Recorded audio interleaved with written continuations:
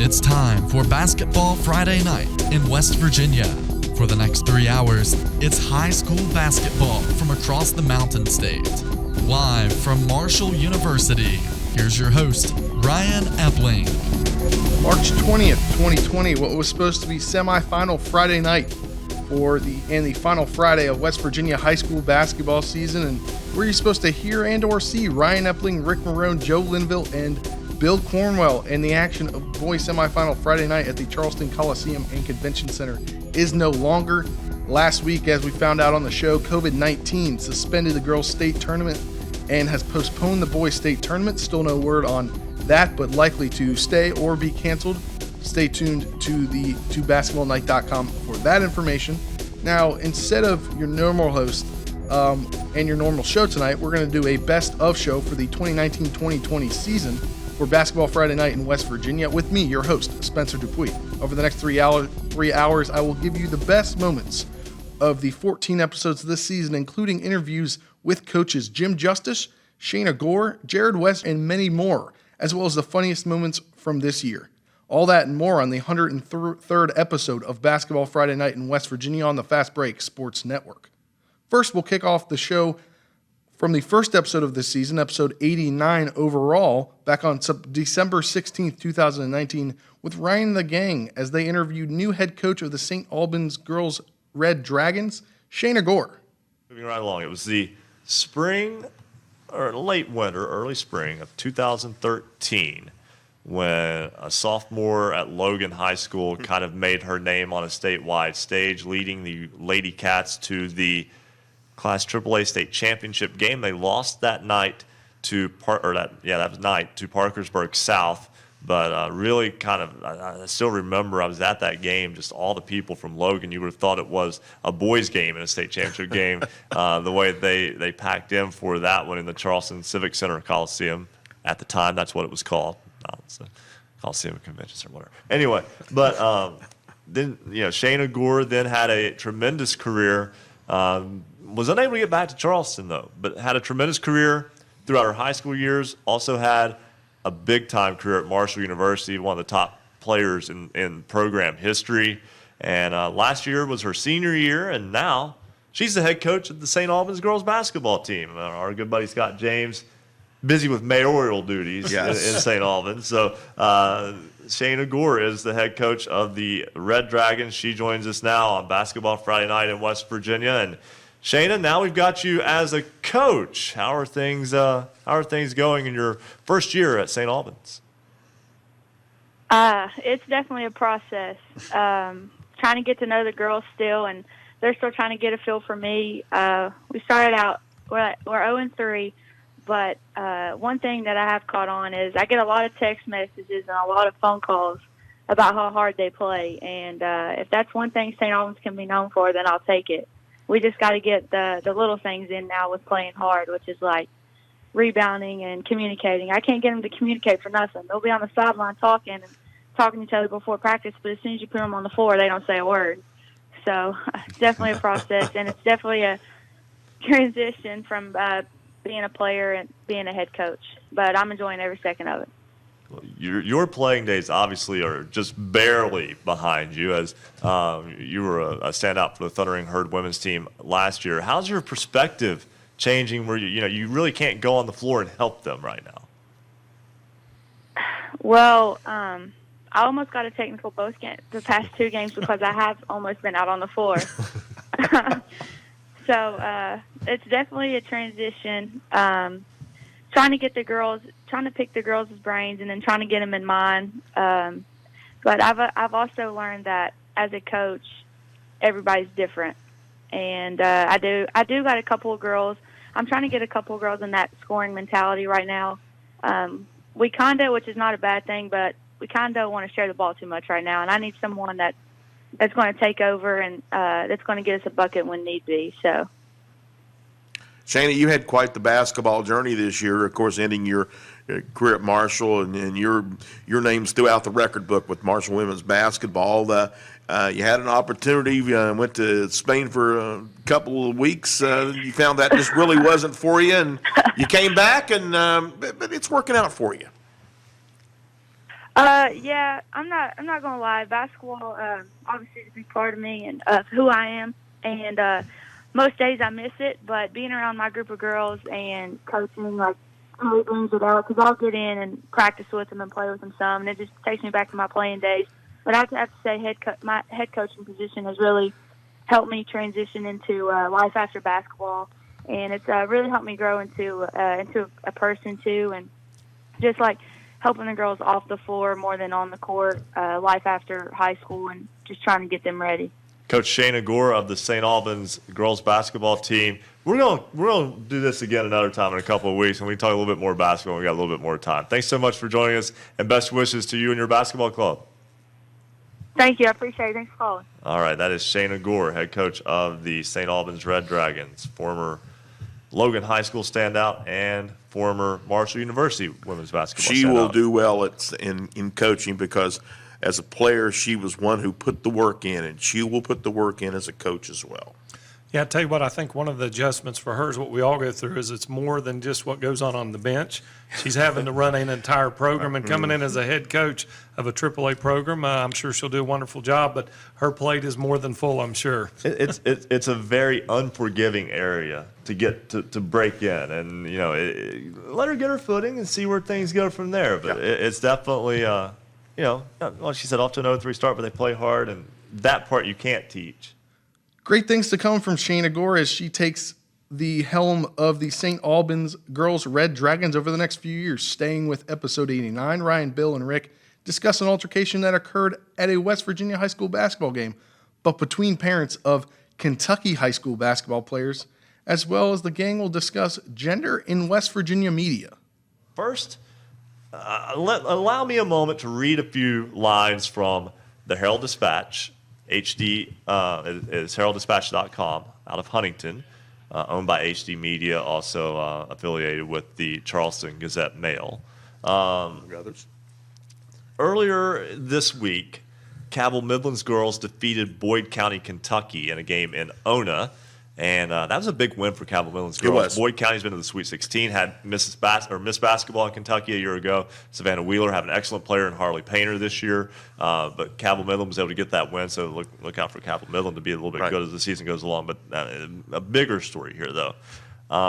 There was a fight on the floor under the basket after the game between two men who were at the game.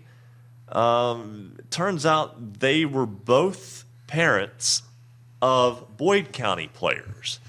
And again, this occurred at Cabell Midland. This occurred at Cabell Midland under the basket in front of students and staff. The police was called in. They were separated, escorted out. Apparently they were fighting because one man's daughter played more than the others.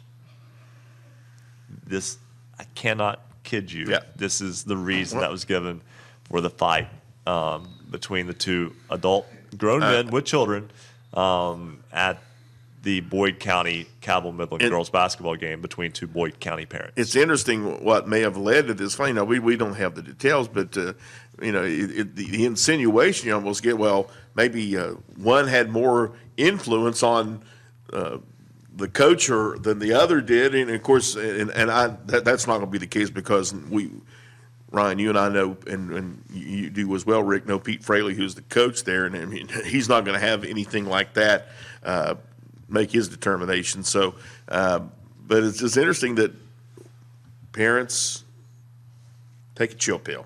Yeah. And I mean, let the coaches coach, let the players play. You sit in the stands and you cheer on your kids. Do not take count of minutes or points, because that's not what it's all about. Both men declined to press charges. They've both been banned from future Cabell County school functions as well as Boyd County school functions. Yeah, that's the bad part for them. Now you can't watch your daughters You play. can't go watch your daughters play. And now I do want to say, according to a police report, that the men apologized to each other, hugged and shook hands after it was over, but it got too far before they got there. And it's really just sad. You go to ball games long enough, you'll hear grumbling. You'll hear grumbling, and your kids only get, now in Kentucky, they get 6 years of eligibility because they can play in 7th, 8th grade. But Your kids get 4 years to play high school basketball with the kids, friends that they grew up with. They're making memories that will last a lifetime with them. They're doing something that is special in front of their community, friends, family, people they go to church with, people they grew up with, people their parents grew up with, people their parents work with. It's really like an extended family. You only get so many opportunities to do this, and it's a very short window. 4 years to a high school kid seems like a long time. To an adult, it is the blink of an eye. And to know that that's going to scar. I'm sorry, those kids will remember this. And they'll know this. I mean, these are high school girls. They will remember what their dads did, and that will be a negative to their basketball experience. This is a great game. It's downright magical if people sometimes just kind of stay out of the way and let it take place. Yeah, I think Bill mentioned earlier, too. I don't even think you should even mention the coach. I mean, this is not anything to do with coaching. This has nothing to do but two people that need to address their own situation. Yeah. If it can happen at a basketball game, it can happen somewhere else. That's where the focus should be, and you're exactly right, is enjoy the sport, enjoy our young people. Yeah. When you have a child or grandchild or someone that's playing a sport, you're obviously there to support them.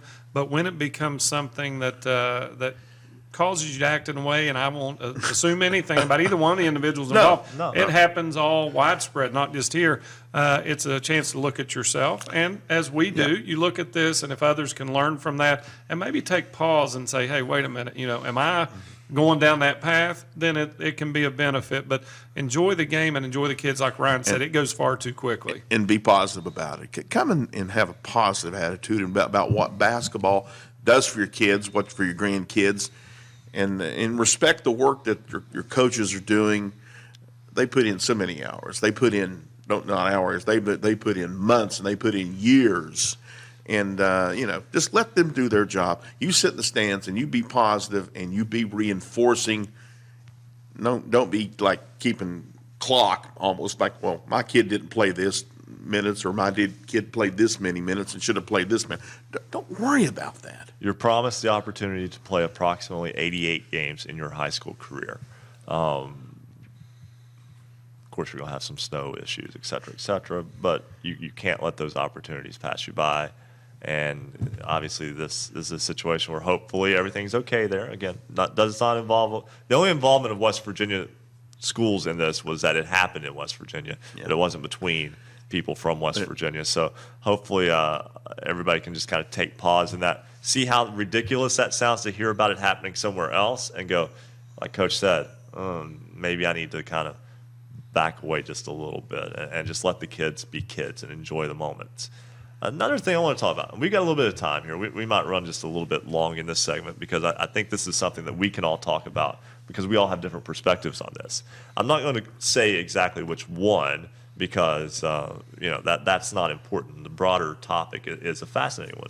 A newspaper within West Virginia made a New Year's resolution that it would, in the effort to not offend anyone, is what they said, that they would no longer identify girls' sports teams with the term lady by only using the school, but instead they would only use the school mascot name. For instance, we've got a Grace Christian Lady Soldiers jersey. I say that because it says Lady Soldiers on it, and but they would only use soldiers for it, for them in that example. And one of the schools that is covered by that paper, one of their coaches said, we call ourselves the Lady Cougars, or the Lady team name. Yeah. That brings us to an interesting situation. And I say that because I'm a public address announcer for women's college basketball.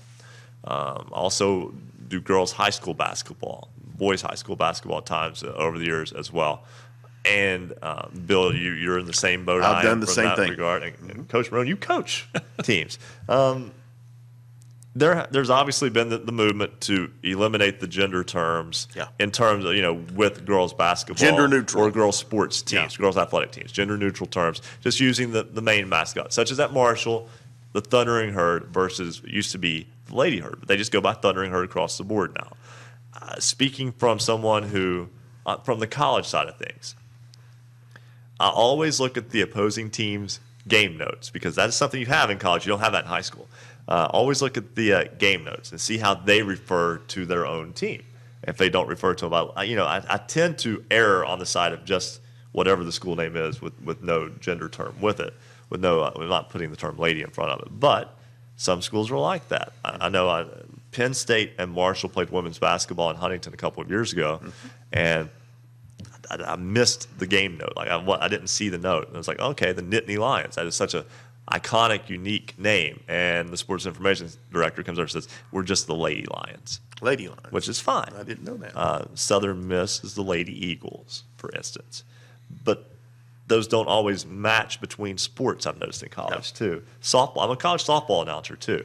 And that happens quite often, where it's like, our softball team is just the Eagles, for instance, but our women's basketball team is the Lady Eagles. Well, and of course the most extreme one I think of is Hawaii.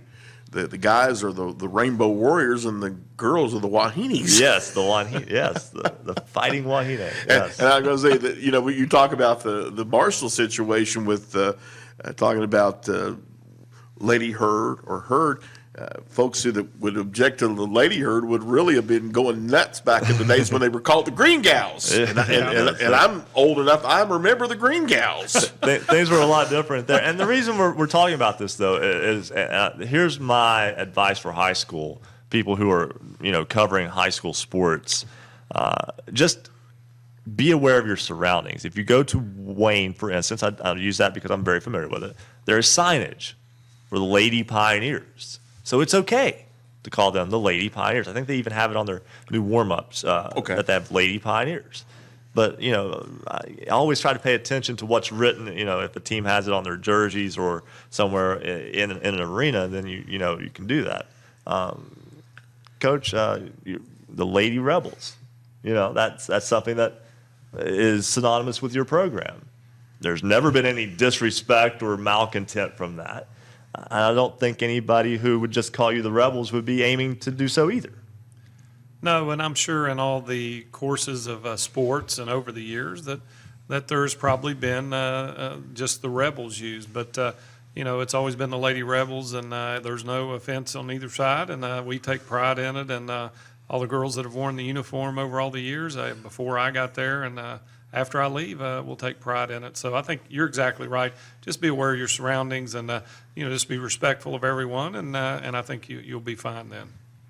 And don't always just ask the coach, because the poor coach is he's got 100 things to worry. He or she has 100 things to worry about before a game. Maybe ask the scorekeeper at the worst. Right. But like I said, I always stick by what's written on the uniform or warm-up tops tend to be your key factor there, because they don't always match the jersey. Right. Yeah. So that's just, I thought it was interesting that it drew a reaction from somebody kind of trying to use more gender neutral terms when it comes to covering girls sports. So I think it can be well intentioned, but I think it can be inadvertently you might kind of shake the apple cart a little bit, so to speak, if you're not careful. So good intentions, et cetera, but just, again, that was my advice. Be aware of your surroundings at all times. That's what it all boils down to, right? That does it for the first segment of the Best Of show for the 2019-2020 season for Basketball Friday Night in West Virginia. We come back, we'll hear from Chris Kidd of WVOW, who had a busy week leading up to our second episode of the show, who talked to the guys after this. Every Friday night from 9 to midnight, we're the home for high school basketball in the Mountain State. This is the Best of Basketball Friday Night in West Virginia. Streaming video live from the studios at Marshall University, visit basketballnight.com for video, audio, and the Basketball Friday Night scoreboard. Watch our live high-definition video stream by going to basketballnight.com. It takes just one click to watch. Listen online with any computer or mobile device by clicking the Listen Live tab. On Facebook Live, go to our Facebook page, facebook.com/Hoops Roundup. On Periscope, twitter.com/Hoops_Roundup. On cable in the Huntington region, we're on Comcast Channel 25 and Armstrong Digital Channel 204. We're on great radio stations throughout the Mountain State. Just click on our affiliates page for a station nearest you. Follow us on Twitter @hoops_roundup, @hoops_roundup, @hoops_roundup. Marshall University's sports journalism major offers students the opportunity to develop skills in the exciting areas of print, public relations, or broadcasting. Our curriculum features terrific skill-based courses and prioritizes hands-on experiences that not only expose the students' work to the public, but also to sports journalism professionals who are often willing to provide crucial feedback. Marshall sports journalism majors cover our 15 varsity teams in any media format, including text, online, photo, radio, or video. Hands-on, real-life experiences come through Marshall's student-powered media, the Parthenon, WMUL Radio, and MUTV, as well as communications campaigns and off-campus internships. The Marshall University School of Journalism and Mass Communications is ready and eager to help you start your sports journalism career. Learn more at marshall.edu/SOJMC.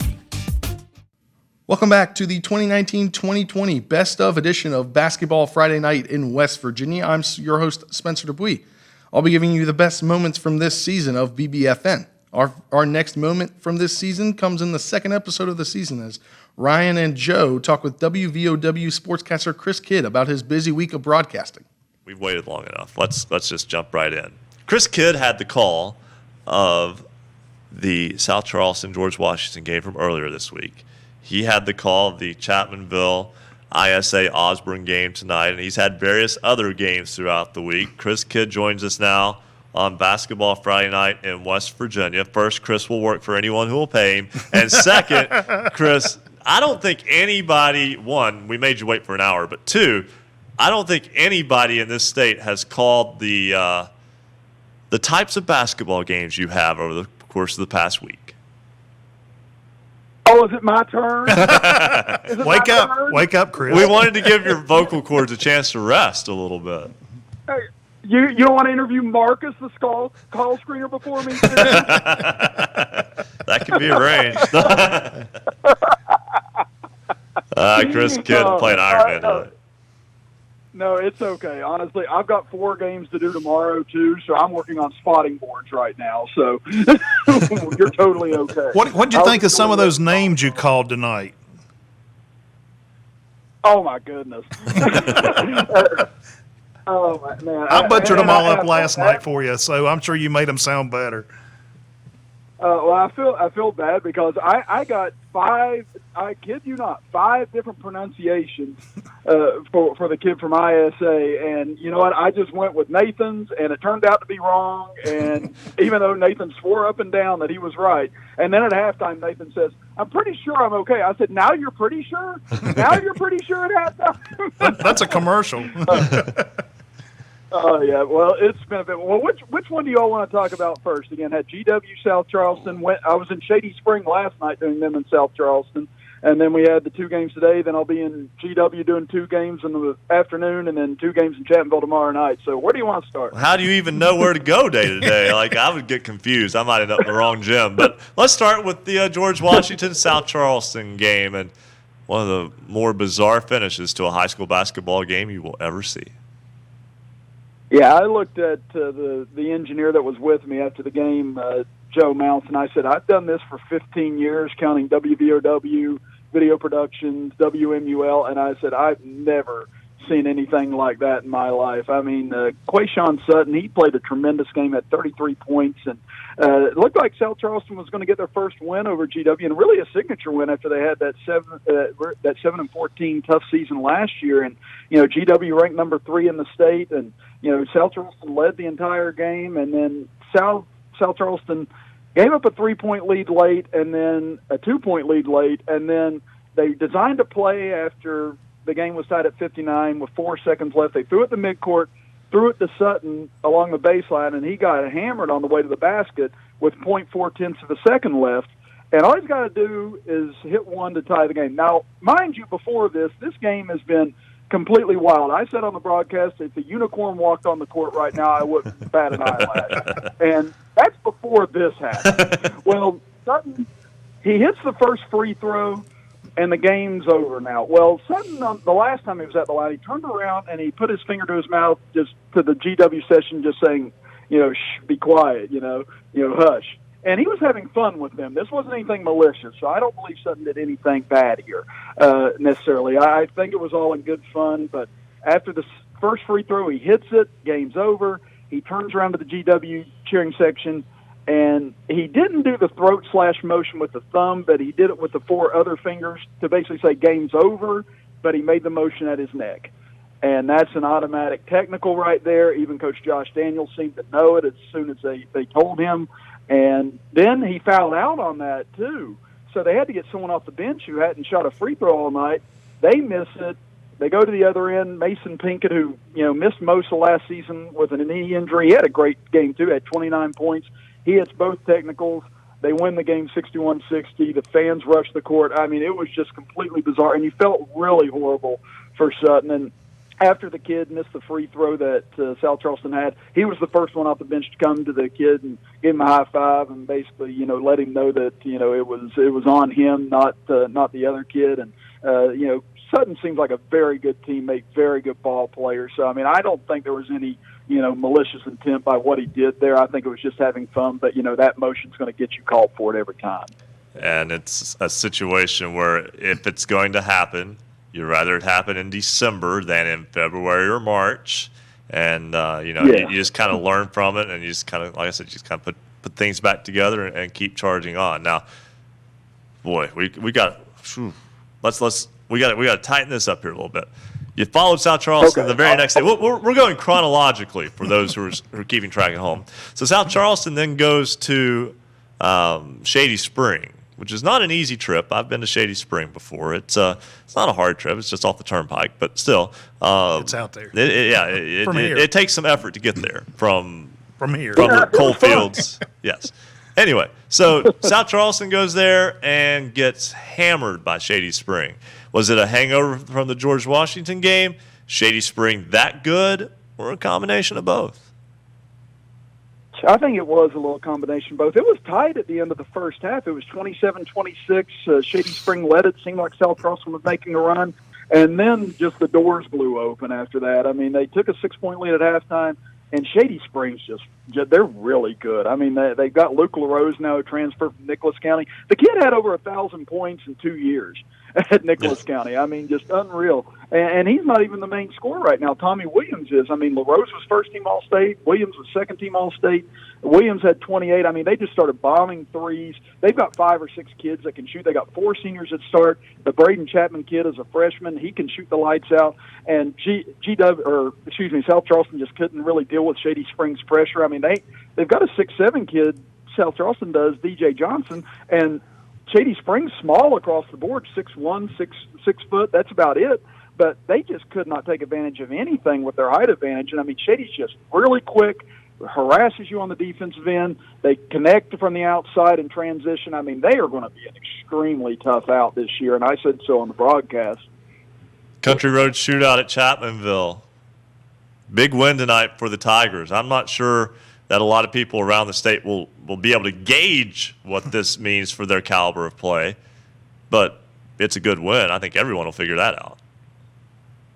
Yeah, I mean, International Sports Academy's only been around 2 years now, but they're recruiting a lot of kids. They've got a couple kids that are going to be committed to Ohio State or Alabama. I mean, they've got legit talent on the team. And, they came in there, and early on in the game, it looked like they were going to run Chapmanville out of their own gym. I mean, Chapmanville hasn't lost at home since 2017, and they've got a 49-game win streak now against in-state teams. But, Chapmanville just fought back. I mean, even though they lost, Devin Collins, Kish, Elkins, all those kids, you still got Obina, you still got Scholl, you still got Mullins, and Andrew Scholl had 27 points. He hit 6 threes tonight, 6 threes against Nitro.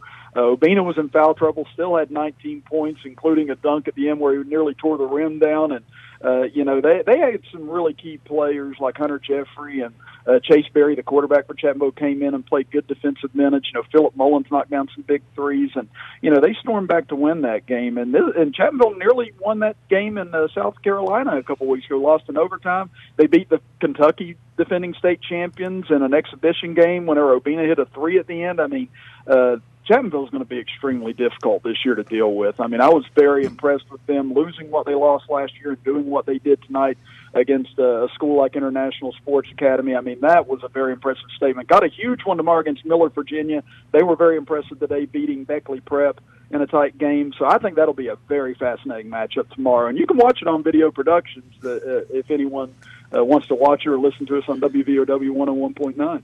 Hey, Chris, I got to watch. Well done on that plug. Well done. I got to watch a little bit of the first half of the game tonight. It looked like ISA Osborne played much better than they did last night. I was very impressed with Beckley Prep last night in their win over ISA, and then Chapmanville got a little behind, but they stepped it up and came back for the big win tonight. That's a great tournament going on down there this weekend. Yeah, all three games today. You know, I did two of them. I did the Henderson Collegiate game right before that against Tays Valley Christian Prep, and that was a very awesome game to do. I mean, just a lot of athletes, a lot of good play around the court.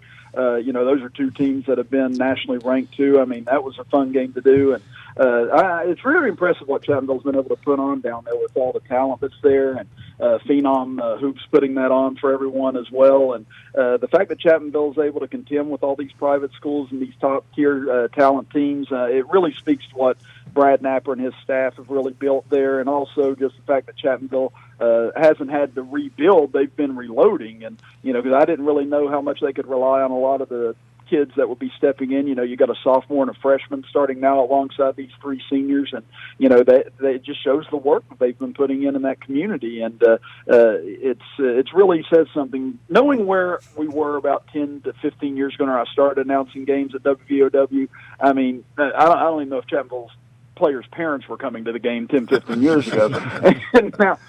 And I mean, now you've got sellout crowds everywhere. They've had 10 straight winning seasons. I mean, they're you know, the hallmark or the standard bearer of, you know, a program in West Virginia at the moment. It's really been an incredible turnaround, and it shows the hard work that so many people have put in. And you know, the fact they're attracting a lot of these top tier talented teams around the area to come here now. It's something I would have never imagined 12, 15 years ago. Chris Kidd, broadcaster for hire. He has He works some great cheap. games this week. He will work for cheap. He'll work 8 days a week. That's Chris Kidd. Thanks so much for joining us. Merry Christmas, Chris. We got to get going. Now let's take another break. When we come back on the best of 2019-2020 basketball Friday night in West Virginia, we'll go back to episode 91 when the guys talked with Governor Jim Justice in what will be his first of a couple appearances on the Best Of show tonight as he talks about his Greenbrier East girls team.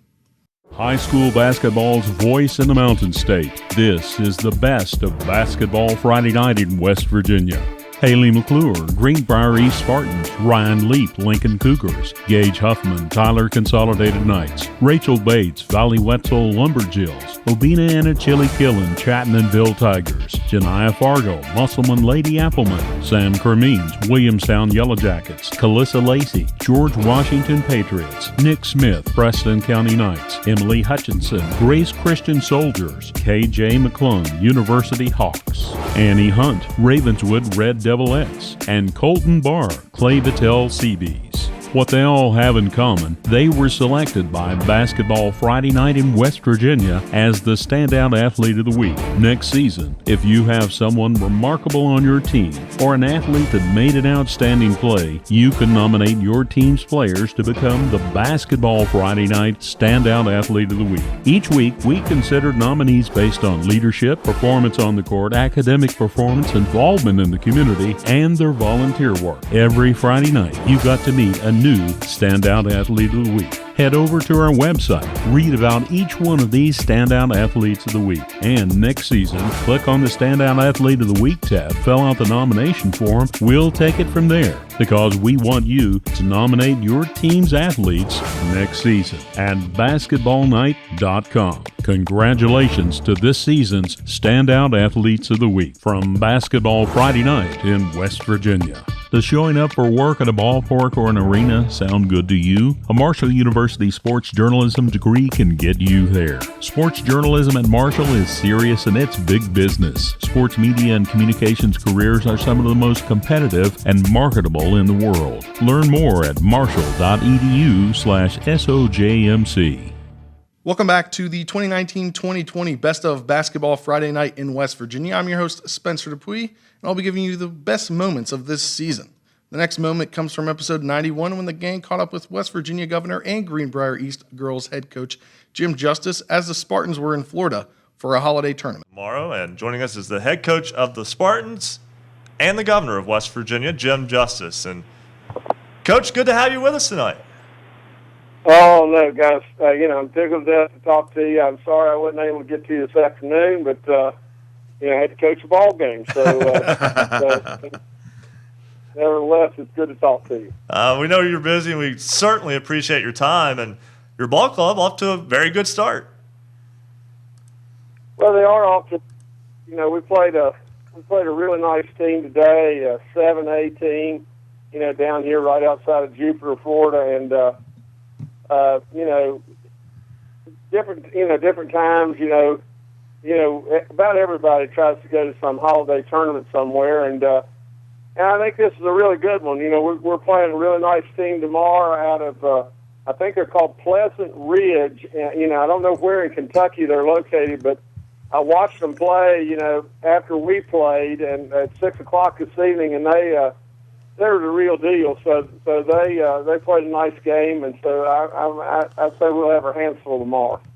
Well, it should be a lot of fun. Tell me a little bit about, being able to take the team on the road. You're a long way from home, and what that does with your team from a bonding standpoint, and also being able to keep it together on the floor against good competition. Well, they rode 19 hours on a bus yesterday, and so that was a challenge. But nevertheless, they came out really strong today in the first half. We're able to put a lot of pressure. We've got some really, really nice shooters, and a lot of different dimensions. These kids know a lot. You guys know we switch defenses constantly, and we run lots of different sets offensively, and they just know a lot of stuff, and it gives me a kind of a war chest to pull from. But this is a nice team, and it's still early in the season. They still got a long ways to go. They've they haven't really been tested quite yet, even though they played some pretty decent teams. They just haven't really been tested. So we'll see. As we go forward, we'll see. We'll see for sure in the next couple of games down here too. Hey, Coach, let's talk about your team a little bit. I'm looking over the roster, and you're pretty well balanced. I mean, you're not, senior late, heavy. You're not freshman heavy. You've got some sophomores and juniors in the mix. So just give us an overall view of your team.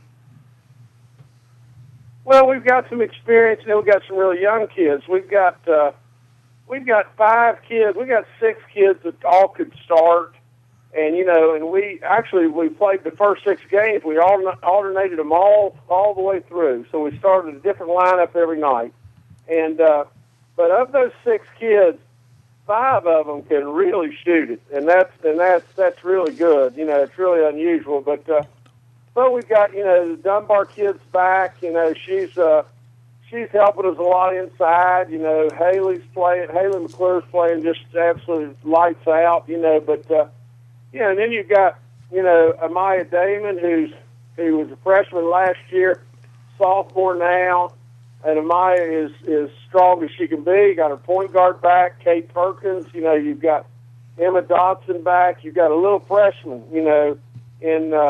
in Caden Stewart, who can just absolutely shoot the eyes out of it. So the long and short of it is, I think that we're really strong, in the top 6, and deep enough beyond that to be able to fill in well. And so it's just a matter of that we got a ways to go. That's all there is to it. Governor, first off, I was down in Florida last weekend for the Gasparilla Bowl, so hopefully you'll have better results than I did on my trip. But I will say that, with your experience coaching, and you've taken girls to tournaments for a lot of years, talk about the aspect of balancing the work you want to do, in wanting to get results on the court with, especially going to Florida. The kids are going to want to go have some fun, maybe get a little beach time. How do you balance that out? Well, you balance that. I hate to say this, but, we don't play till 4 o'clock tomorrow. We didn't play till 2 o'clock today. Our kids weren't on the beach yesterday. Today. They're not going to be on the beach tomorrow till after we play. We don't play Sunday. We'll go to the beach on Sunday and then play again on Monday and then get on the bus and head home. But we're here to play basketball first and foremost. And the kids, the kids are great with that. But you want them to have fun. I mean, that's why you play athletics and everything, to have some fun and learn a lot from it. But we really, really try as hard as we possibly can all the time to make this experience the greatest experience for each and every one of them that it can possibly be. But at the same time, we want to be serious about what we're doing. I mean, I hate to say this because this may not sound exactly right, but I got plenty to do, and I'm not going to be a rec ball coach. If I'm going to do this job, I'm going to do it right, and I'm going to do it to the best of my ability for these kids. And so I've done it a long time. Gosh, no, it's hard to believe how long, but it's good. It's really good. And Coach, before we let you go, we know you'll want to get try to get some sleep tonight after a long day, obviously. But Haley McClure, we will have a lot more on her as we go on throughout this show. She's our standout athlete of the week this week. She had 2 40-point games back-to-back for you, a 2-time first-team All-State selection and a second-team All-State selection her freshman season. That's a pretty good place to start when it comes to a leadership role on your team. I'd say that's the understatement of all time.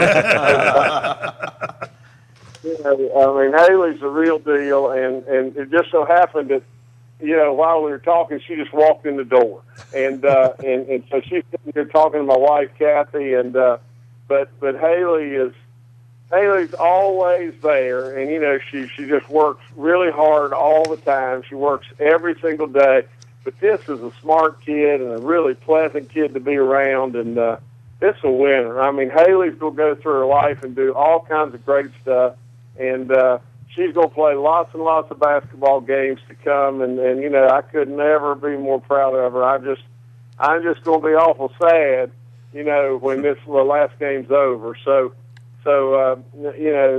But she's been a star in lots and lots of different ways. Well, I'll enjoy watching it while we can, because that's the sad thing. Seniors graduate, but it's also a good thing in the long term as well. Governor Jim Justice, head coach of the Greenbrier East girls basketball team, joining us from Jupiter, Florida, and coach/governor, congratulations on the win, a fantastic start, and hopefully we'll get to talk some more basketball on down the line. All right, guys. Listen, you guys do a great job for our entire state, and I really appreciate you in every way. Thank you again. All right. That is the governor of the great state of West Virginia, Jim Justice. We greatly appreciate that. Great interview with Jim Justice as always, and we know he's a very busy man right now with the COVID-19 pandemic. So now the gang talks with Eric Little of WVVV as he broadcasts the Parkersburg South versus Parkersburg game on December 27th, which also happened to be his birthday. Eric, from a broadcasting standpoint, that's a pretty good little birthday gift. Yeah, it's a fun game to get to do because the crowd is always into it. There are a lot of people that come out to this one, but this was a little bit more on cruise control than Parkersburg South is usually able to take it against PHS. South had a chance midway through to late in the second quarter to pull away and really didn't take advantage of it. Their best scorer, Malachi Sylvia, was in some foul trouble. So they were really treading water in the second quarter without him. And they did a good job to go into that bench to steal some minutes and then did pull away in the third quarter and turn it into somewhat of a laugher late. But an impressive win. It's Brett Rector's first win in the rivalry. We were talking to him in the postgame show. He's a Ravenswood guy. So I think sorry about that. Oh, that's all right. No, I said for you, a rivalry game, I figure you probably got here to ask where the hatchet was. Ripley Ravenswood for him, but that as far as he knows, that's what rivalry means. But no, it was a good crowd. They got into it early, and they allowed the Patriots to pull away. They got points from 11 different guys, and 10 of those came in the first half. So they're finding ways to get this bench involved and to use their depth early in the season, so that when they get foul trouble, it's not been a problem. They've had quality options to lean on in the interim. Parkersburg South getting the win tonight over Parkersburg 70-52. And Eric, that was coming off of a loss. Oh, listen. Listen to that. We always got to celebrate when a family member has a birthday. Yes, Eric is Oh, part look of the, at this. Yes, right? Eric is part of the family. We will all eat cake. You won't get any of it because we can't get it there. But we will do it in your honor. We will eat well in your honor, Eric. Well, that's what I like to hear. I actually had a fan bring me cake tonight. Wow. See, that's what I like about West The Virginia. Eric Little fan club. Yeah. Hey, I love that about The Southside Psychos started the third quarter singing "Happy Birthday." Hey, there you go. I was touched, as I am right now, and I thank you for that. Hey, absolutely. And not a lot of time to celebrate. That's a big emotionally charged rivalry game, even when one team is significantly better than the other at this point in the season. But now you look at ahead, and you get to see Billy C. tomorrow night. Yeah. Looking forward to having you out at the Valley tomorrow night, Eric. I'm looking forward to it as well. I think we're going to see an intense game, and honestly, I think it would have benefited Spring Valley a little bit more if this game tonight would have been a little bit more intense and a little closer. It's a rivalry game, but South was able to pull some people a little earlier than normally you'd expect to, and I'm sure Spring Valley is still very stung and still remembers losing that regional final on their home floor last year. Yeah. And they're going to want to get back after Parkersburg South, even though a lot of the personnel are different than last year's group. It doesn't matter. Those jerseys on the front still say South. So I expect a good crowd tomorrow night and a pretty intense basketball game. But you had to go from your crosstown rivalry to a regional matchup and a regional final rematch from last year and back-to-back nights. That's not the way you would script it if you could. But I think this team, the Brett Rector's got, they're a loose group in that I don't think they look at things like that as an insurmountable challenge. They're willing to take on whatever comes their way. You like that out of groups of players. You like that when a group might rally around some circumstances that others would be intimidated and or daunted by. Now let's get in another break. When we come back on the best of 2019-2020 Basketball Friday Night in West Virginia, we'll go back to episode 91 again and get you that week's Standout Athlete of the Week.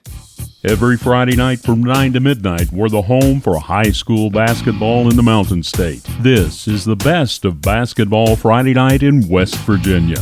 Streaming video live from the studios at Marshall University, visit basketballnight.com for video, audio, and the Basketball Friday Night scoreboard. Watch our live high-definition video stream by going to basketballnight.com. It takes just one click to watch. Listen online with any computer or mobile device by clicking the Listen Live tab. On Facebook Live, go to our Facebook page, facebook.com/Hoops Roundup. On Periscope, twitter.com/Hoops_Roundup. On cable in the Huntington region, we're on Comcast Channel 25 and Armstrong Digital Channel 204.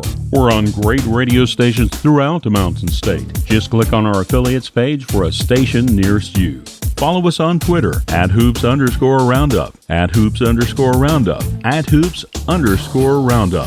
Marshall University's sports journalism major offers students the opportunity to develop skills in the exciting areas of print, public relations, or broadcasting. Our curriculum features terrific skill-based courses and prioritizes hands-on experiences that not only expose the students' work to the public, but also to sports journalism professionals who are often willing to provide crucial feedback. Marshall sports journalism majors cover our 15 varsity teams in any media format, including text, online, photo, radio, or video. Hands-on, real-life experiences come through Marshall's student-powered media, the Parthenon, WMUL Radio, and MUTV, as well as communications campaigns and off-campus internships. The Marshall University School of Journalism and Mass Communications is ready and eager to help you start your sports journalism career. Learn more at marshall.edu/SOJMC.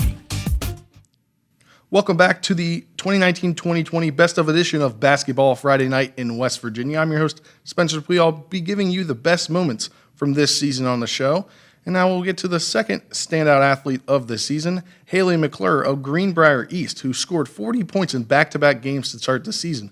Wesley Steele joins Ryan and Joe to discuss. As Wesley Steele, as He's going to introduce us to this week's standout athlete of the week, Haley McClure of Greenbrier East. And Wesley, she's really good at putting the ball in the basket.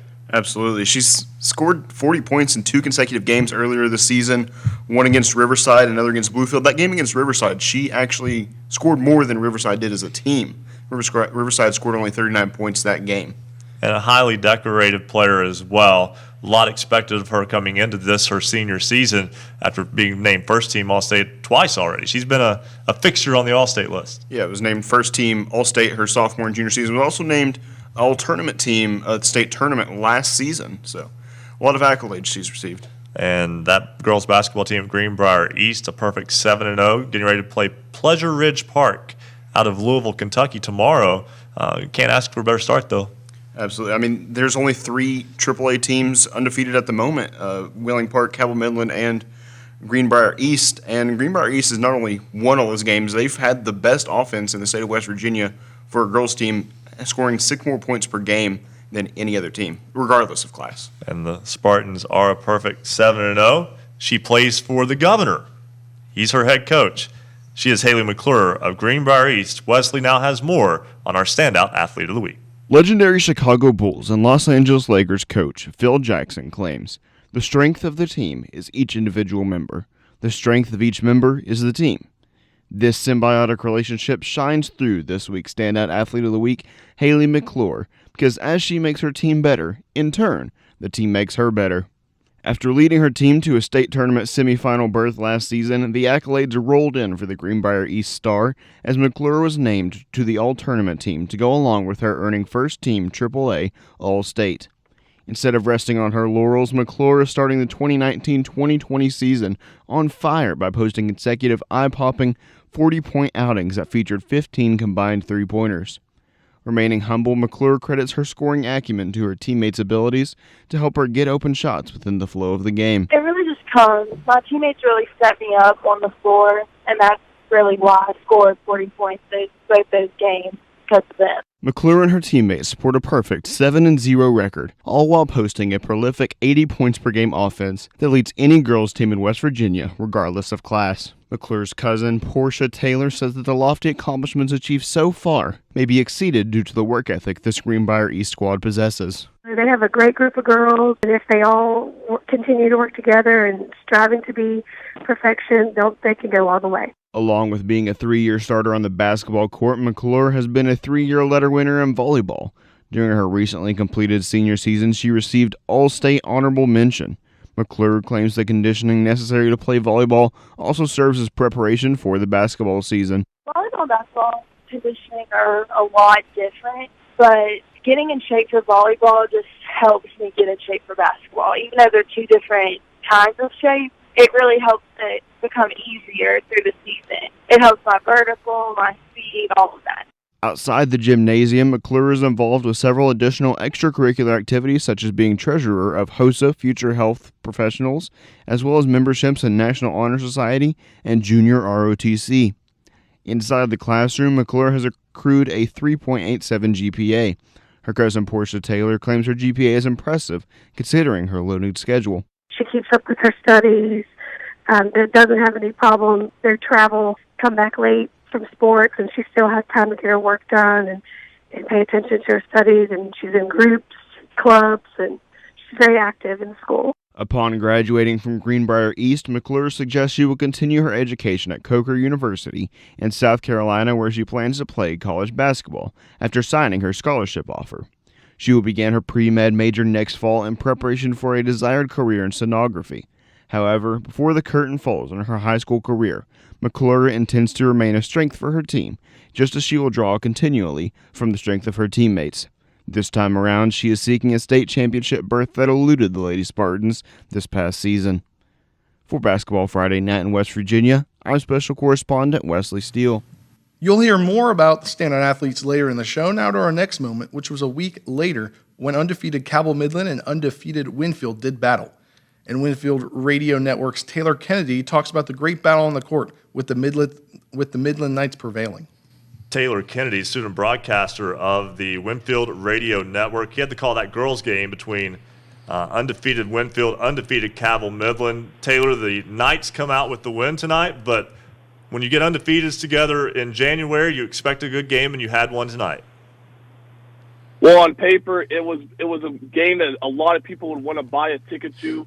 Two prolific offenses with a bunch of weapons on both sides of the floor. Winfield had a lot of offensive help tonight, but they fell short and lost by 11. They were led by senior forward Emily Hudson.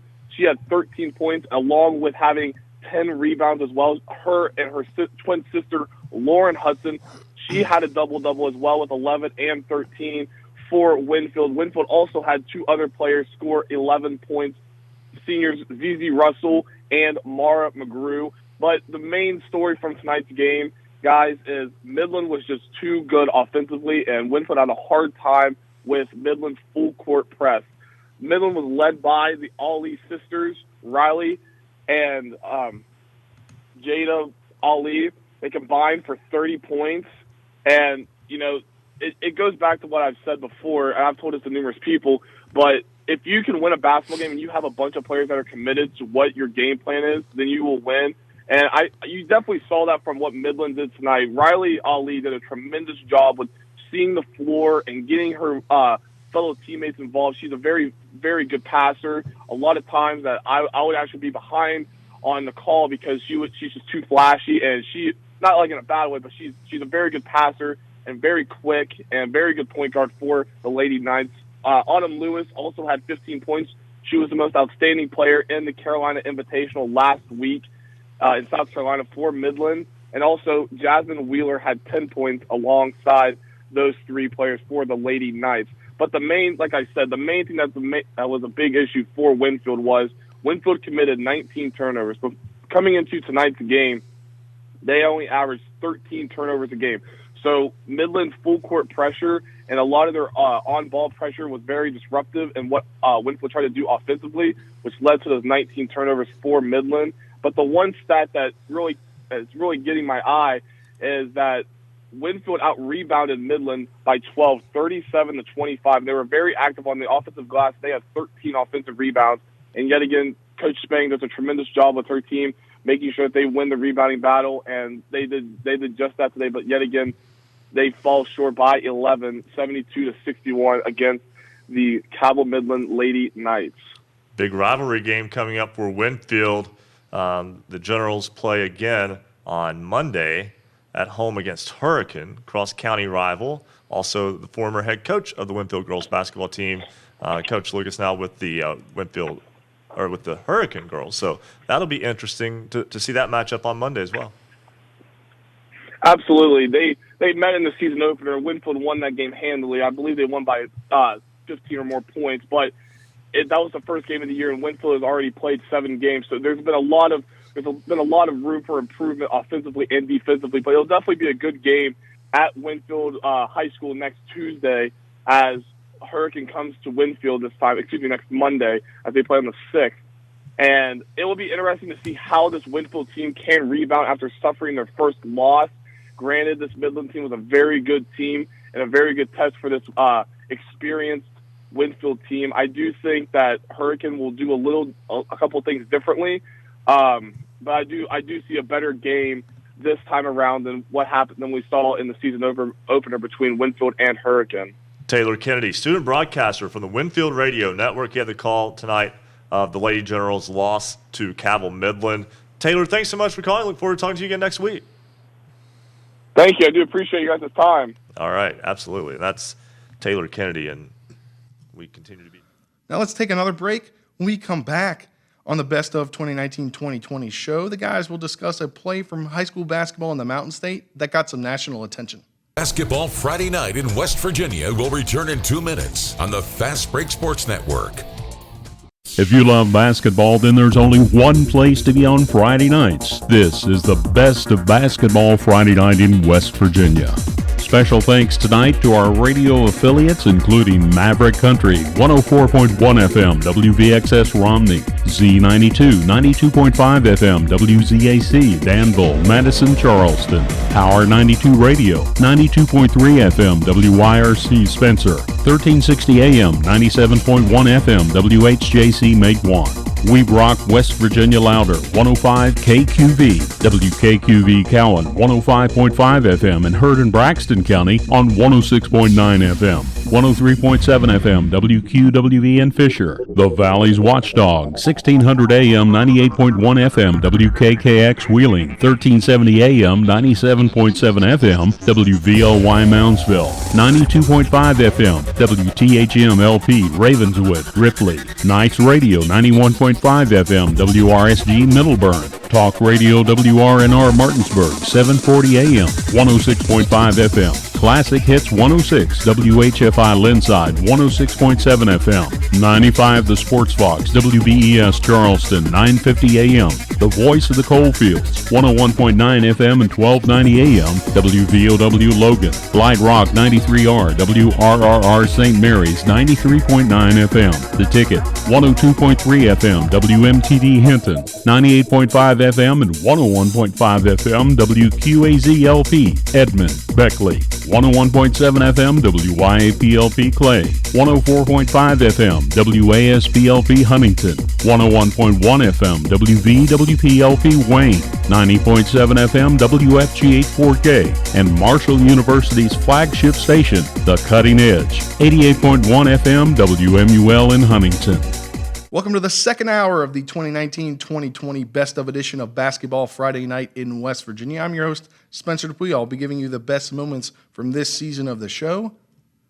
First this hour, we will start off with Robert C. Byrd's top play on SportsCenter. Ryan, Bill, and Rick discuss it. So, guys, before we get into our scoreboard update to begin the program, top play of SportsCenter earlier this week was Robert C. Byrd against East Fairmont. What a play that was. We'll talk much about this. That was also Scott Van Pelt's one thing to watch. We're showing it on the video feed right now. Block shot, saved inbounds, baseball pass to the opposite end of the court, throw it off the backboard for a dunk. 4 players touched the ball in that. I was going to say there were 4 elements that made that play work, and all of it was hustle, hustle, hustle. It fell right in together, and of course that's always a good thing to get West Virginia on the map. Then a little while later, Bill Nestor of WPDX in Clarksburg, who broadcasts Robert C. Byrd's games, joins the game to talk about the team's win over Fairmont Senior and the top play on SportsCenter. Bill, first off, let's talk about this game tonight. Big win tonight for the Eagles. Yeah, huge win for the Eagles, guys. 4th in a row for RCB. That started out 0-2 on the season. And starting to find their stride, getting things going. I've missed talking with you guys. There haven't been a lot of things going on because we had about a 16-day layoff for Robert C. Byrd, and then they finally got back in action last Saturday. And so didn't get a chance to talk to you last week either. Big win tonight over Fairmont Senior. First time in several years that Robert C. Byrd has had a chance to beat the Polar Bears, and really did in convincing fashion. And a lot of guys step up and get the job done. And some things have happened for RCB, battling back through some injuries and adversity early on. Now they're pretty much at full strength. They're going about 10 deep, and now the biggest problem for them is finding a way to get everybody playing time. So everybody contributed tonight in a big win over Fairmont Senior. So getting the win tonight over the Polar Bears. And, Bill, it's been a fascinating week for Robert C. Byrd boys basketball. Just leave it at that for now, right? Yeah, no doubt about it. Obviously on Wednesday, and of course having to call that game when the play in reference to took place, you could tell something special was going on from the beginning. But as it unfolded, it seemed like it took a lot longer than what it actually did in real time. And the way it panned out, I don't think anybody saw it coming. And I can break it down for you. First of all, for RCB, the first time that they've ever been on ESPN's top 10, let alone the number 1 play on ESPN. And that was really a special honor. But what happens is Robert C. Byrd has an opportunity about a minute before the play takes place to get what looks to be a big dunk. They've got a couple guys that are high flyers. Bryson Lucas is on his way in for a dunk, and he gets fouled pretty hard on the play. There's not an intentional foul call, but I think it kind of got to him. Now, Lucas is a premier shot blocker, so a couple possessions later, a shot's taken on the baseline, and Lucas swats the shot, and it starts to go out of bounds, and he sprints towards the sideline, jumps, goes facing towards the bleachers, saves the ball in midair, and flips it right over his shoulder. So when he saves the ball into play to his teammate, the next thing you see is a fast break opportunity. So the ball goes from the backcourt, a baseball pass down the floor to Tommy Hawkins. Now, Hawkins looks like he's going to go up for a layup. Everything looks like it's a kosher layup opportunity. But he bounces it off the backboard without any instruction. And typically when you see someone throw it off the glass to a teammate, usually they're turning, looking backwards to make sure they're there. Well, Hawkins doesn't even look on the play, just goes right to the backboard, throws it off the glass. Corey Miles comes in, goes up with one hand, catches it, slams it home. Just a beautiful play, fantastic play, exciting play to call. And it's nice to see some recognition for some of the players who worked hard throughout the season and throughout their careers. All those guys involved in that play have been mainstays for a few years for Robert Seabird. So yeah, to get that opportunity was pretty special. So what a spectacular time. As you mentioned, we haven't had a chance to talk. It's just Robert Seabird's had a lot of big gaps in the schedule early on, not a lot of Friday night games. How about this team? It started out 0-2, had a very difficult loss to an excellent Shady Spring team, a game that I guarantee you everyone in Clarksburg feels they should have won. Lost that game, though, late, and this is a ball club that has potential to make some noise as we get into the games that really catch a lot of people's attention through February and March. I think you're right, Ron. They really do. And, of course, you look back at that Shady Spring game, you're talking about having an 18-point lead in the second half and playing without a starter from last year. Blake Min, a sharpshooter, hurt his knee last practice prior to the opening game. He just came back tonight, so he's been gone this whole time. So they were forced to thrust a couple of freshmen into the lineup, guys that obviously weren't prepared to play, especially against a quality team like Shady Spring. So the outcome wasn't exactly what RCB wanted. And then we talked about that lengthy break. And so 16 days off, and then they come back and play crosstown rival Bridgeport at Bridgeport, which is a very tough place to play. They get that huge win. They've reeled off a couple more wins since then. So things have started to go their way. And the most important thing about this team is they've got all the tools necessary to win. Of course, you know, you've got to have the perimeter play. You've got to have guards that can handle the ball. You've got to have players that can shoot it, that can penetrate. They've got all that. They've got some athletic players that can run in transition. And they've got a little bit of size. And they're bringing along a couple guys. And if those guys can pan out inside, they'll have the total package and could be a threat come tournament time. But so it's all right there. It's just a matter of putting it all together and gelling and kind of hitting your peak at the right time. But right now, the 4-game win streak's giving some confidence to some of those freshmen that I talked about earlier.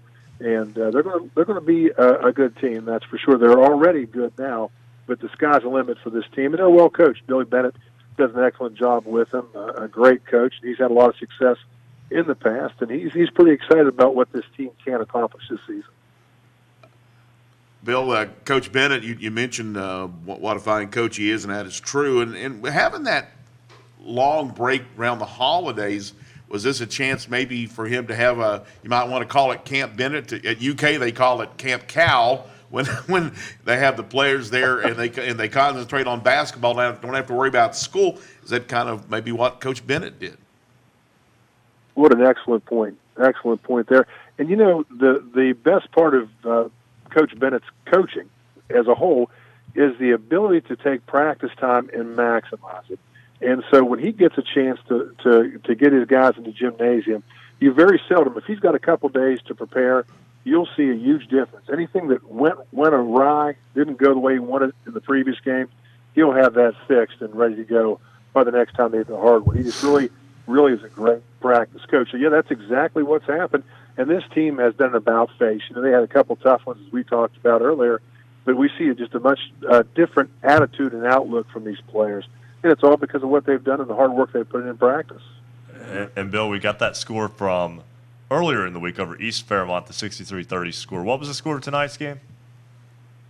It was a 20-point game this evening. Okay. So it was another big win for RCB. Yeah. So the Bridgeport game was a close one, but out of the 4 games that they have won during this stretch, 3 of them have been pretty sizable, 20-point plus games.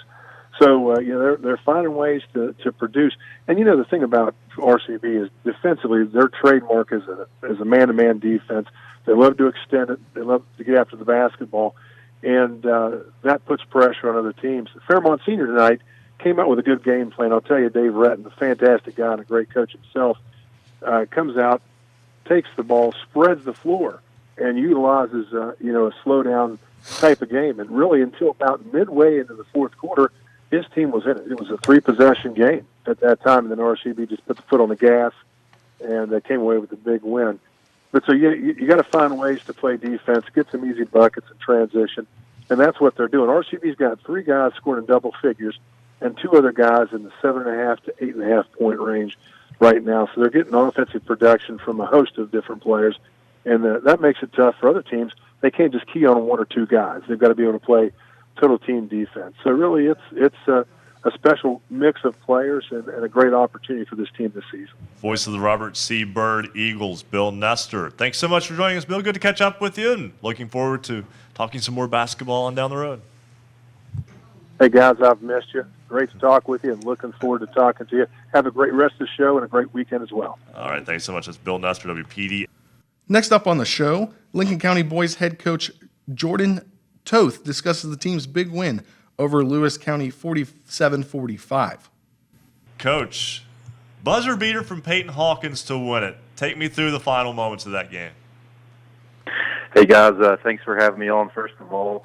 So we called timeout with about 9 seconds left, and we wanted to get a little high-low action, mismatch with Peyton down low, and Zach Snyder, our point guard, saw a little seam there and drove it, and he got blocked, and the ball kind of just scrambled around a little bit and went to Ryan Leap, who kind of poked it to Peyton, and Peyton just turned around and got rid of it as quick as he can. Actually got fouled on the play, but didn't have to shoot free throws because the ball went in right at the buzzer. What an emotional game. And is that game harder on the players or the coach? Oh, it was definitely harder on me. Yeah, I mean, we got it tonight out. Our kids have a lot of heart, and we weren't really efficient offensively tonight as we've been showing. But sometimes you have those in basketball, and so tonight we relied on defense, and our defense has been good for us all year. And so it was definitely an emotional game, but we just made one more play than them at the end, and then got the win tonight.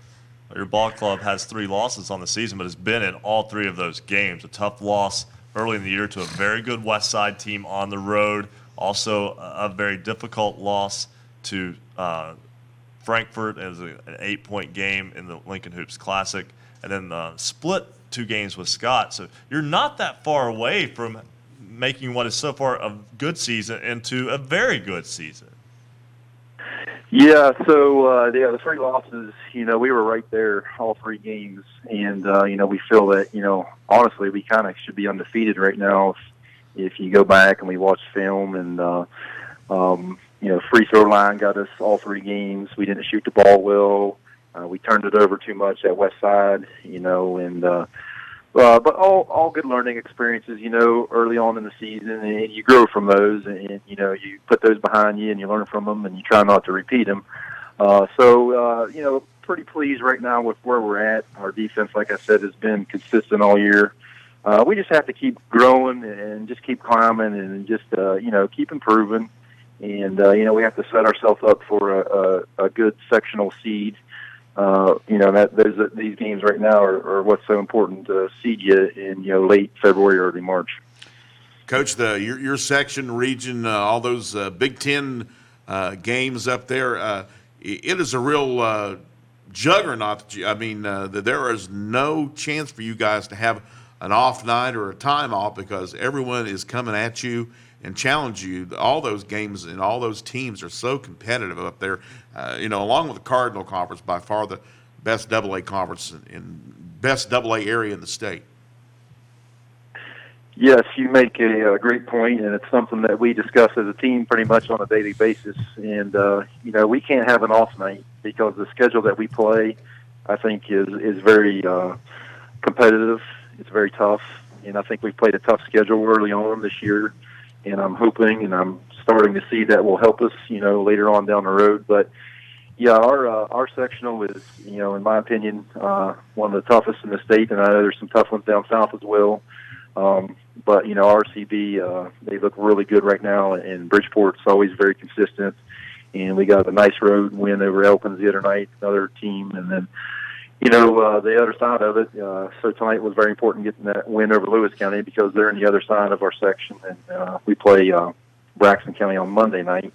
So another important game for us, and then we play Nicholas County later this season. So, very difficult. We can't have an off night.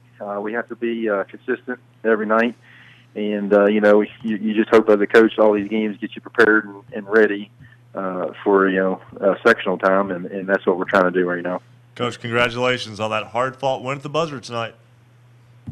All right, thanks, guys. Thanks for having me on, and go Cougars. All right, that's Jordan Toth. He's the head coach of the Lincoln Cougars boys basketball team. They pick up. Now let's take another break. When we come back on the Best of 2019-2020 show, we'll jump to episode 94 when the gang talked about how interesting that the girls' AAA classification is, as well as talk with AAA George Washington girls head coach Jamie Lemaster. Every Friday night from 9 to midnight, we're the home for high school basketball in the Mountain State. This is the Best of Basketball Friday Night in West Virginia. Streaming video live from the studios at Marshall University, visit basketballnight.com for video, audio, and the Basketball Friday Night scoreboard. Watch our live high-definition video stream by going to basketballnight.com. It takes just one click to watch. Listen online with any computer or mobile device by clicking the Listen Live tab. On Facebook Live, go to our Facebook page, facebook.com/Hoops Roundup. On Periscope, twitter.com/Hoops_Roundup. On cable in the Huntington region, we're on Comcast Channel 25 and Armstrong Digital Channel 204. We're on great radio stations throughout the Mountain State. Just click on our affiliates page for a station nearest you. Follow us on Twitter @Hoops_Roundup, @Hoops_Roundup, @Hoops_Roundup. Marshall University's sports journalism major offers students the opportunity to develop skills in the exciting areas of print, public relations, or broadcasting. Our curriculum features terrific skill-based courses and prioritizes hands-on experiences that not only expose the students' work to the public, but also to sports journalism professionals who are often willing to provide crucial feedback. Marshall sports journalism majors cover our 15 varsity teams in any media format, including text, online, photo, radio, or video. Hands-on, real-life experiences come through Marshall's student-powered media, the Parthenon, WMUL Radio, and MUTV, as well as communications campaigns and off-campus internships. The Marshall University School of Journalism and Mass Communications is ready and eager to help you start your sports journalism career. Learn more at marshall.edu/SOJMC. Welcome back to the 2019-2020 Best of Basketball Friday Night in West Virginia edition. I'm your host, Spencer DuPuis. I'll be giving you the best moments from this season of Basketball Friday Night in West Virginia, as the final scheduled show is now tainted because of the COVID-19 virus that stopped all sports, not only in the Mountain State, but also across the nation and the world. Our next moment is from episode 94, as AAA Girls is an interesting classification that the team discussed. George Washington head coach Jamie Lemaster also talks about his team's win over Woodrow Wilson and what a good week his team had. The way things have been going in Class AAA girls basketball, I think it's an interesting classification this year. You've got undefeated Cabell Midland. Are they the best team in AAA? Maybe, maybe not. Parkersburg is still very good and got a little bit taller recently with the addition of a 6'5" player who transferred in. And a team that is always steady, though, is George Washington. The Patriots are 7-3 this season. Yesterday, the Patriots were able to pick up a win at home over Woodrow Wilson, 63-53. The head coach of the Patriots is Jamie Lemaster. He joins us now on Basketball Friday Night in West Virginia. And Coach Lemaster, your girls at George Washington playing pretty good basketball right now. Well, they're picking a good time to do it. Yes, sir. They've had a tough week and a great week, and I'm taking a day just to catch my breath today and try to get refreshed a little bit.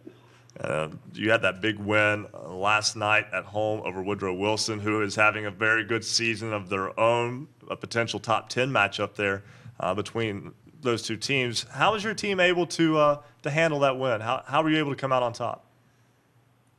Well, we had a real test earlier in the week against Huntington High School, in which we found ourselves down at the end of the first quarter. I believe it was 22-8, and in the timeout, I just stayed calm and coached them, and I said, guys, to give us a chance, you need to get this thing back to about 7 or 8 points to give us an opportunity. And fortunately, they got it tied at the half, and then in the second half, we were able to move forward and pick up, I think, a 12-point win over Huntington.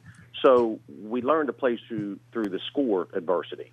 And then against Woodrow Wilson the other night, who's another very good team, very well coached, we had to learn to battle foul problems. And we were able to work through that. And, I think at the end of the third quarter, we were actually down and then found a way to play well through the fourth and show some basketball IQ and make some good decisions and make our free throws, and ended up, pulling that one out by 10 points. But both those teams are just tremendous athletes, tremendous coaches, and great test for our ball club. Jamie, you look at the Class AAA and the rankings and so forth, and it looks like once again, not putting down anybody else around the state, but probably a very good possibility 3 or 4 MSAC teams could be in Charleston come March. Yes, sir. It seems like that every year that the MSAC is always well represented, and a very tough league to play through. And when you play through the MSA schedule, and if you're, watch what you do in your non-conference and you schedule, solid opponents, you'll be very well prepared for looking ahead down the road towards the end of the season. Coach, you got looks like a veteran roster.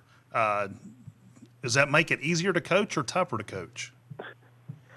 Makes it a little bit easier. And when you said veteran roster, I wanted to say finally, because I've been so young. I've been so young for so long, but this year we have 6 seniors and 5 juniors, and we've settled in about a 7-player rotation. And in that rotation, I've got Calissa Lacey, who's a junior, Mary Lyle Smith, a junior, Maya Washington, a senior, Kaya Thompson, a senior, Vivian Ho, a junior, Lauren Harmison, a senior, and Nevaeh Harmon, a senior. So when you have those 3 and 4 year kids that are just not 3 and 4, they've been playing for 3 and 4 years, and they've been around, they understand, and again, mentioning the MSAC and the schedules we play, by the time they get to be 17, 18-year-old juniors and seniors, they're well prepared. So it makes my job a little bit easier, but playing in this conference and this schedule is never easy. So, but it's nice to have some veteran kids around you. And speaking of veteran kids and kids who are a big part of your program, you mentioned Calissa Lacey. Her stat line last night, 34 points, 6 rebounds, 5 assists, 5 steals. Tell me a little bit about Calissa Lacey and what she means to your team. I'm glad she plays for me instead of against me. I'll tell you that right off. But Calissa is just a tremendous individual. On the basketball court, obviously, she, has the flashy numbers, and it's not just a three-point scoring anymore. It's her ability to get to the rim, get the ball to other kids. And, I think her biggest asset, I was asked this the other day, is her ability to make kids around her better. And that's just what she does.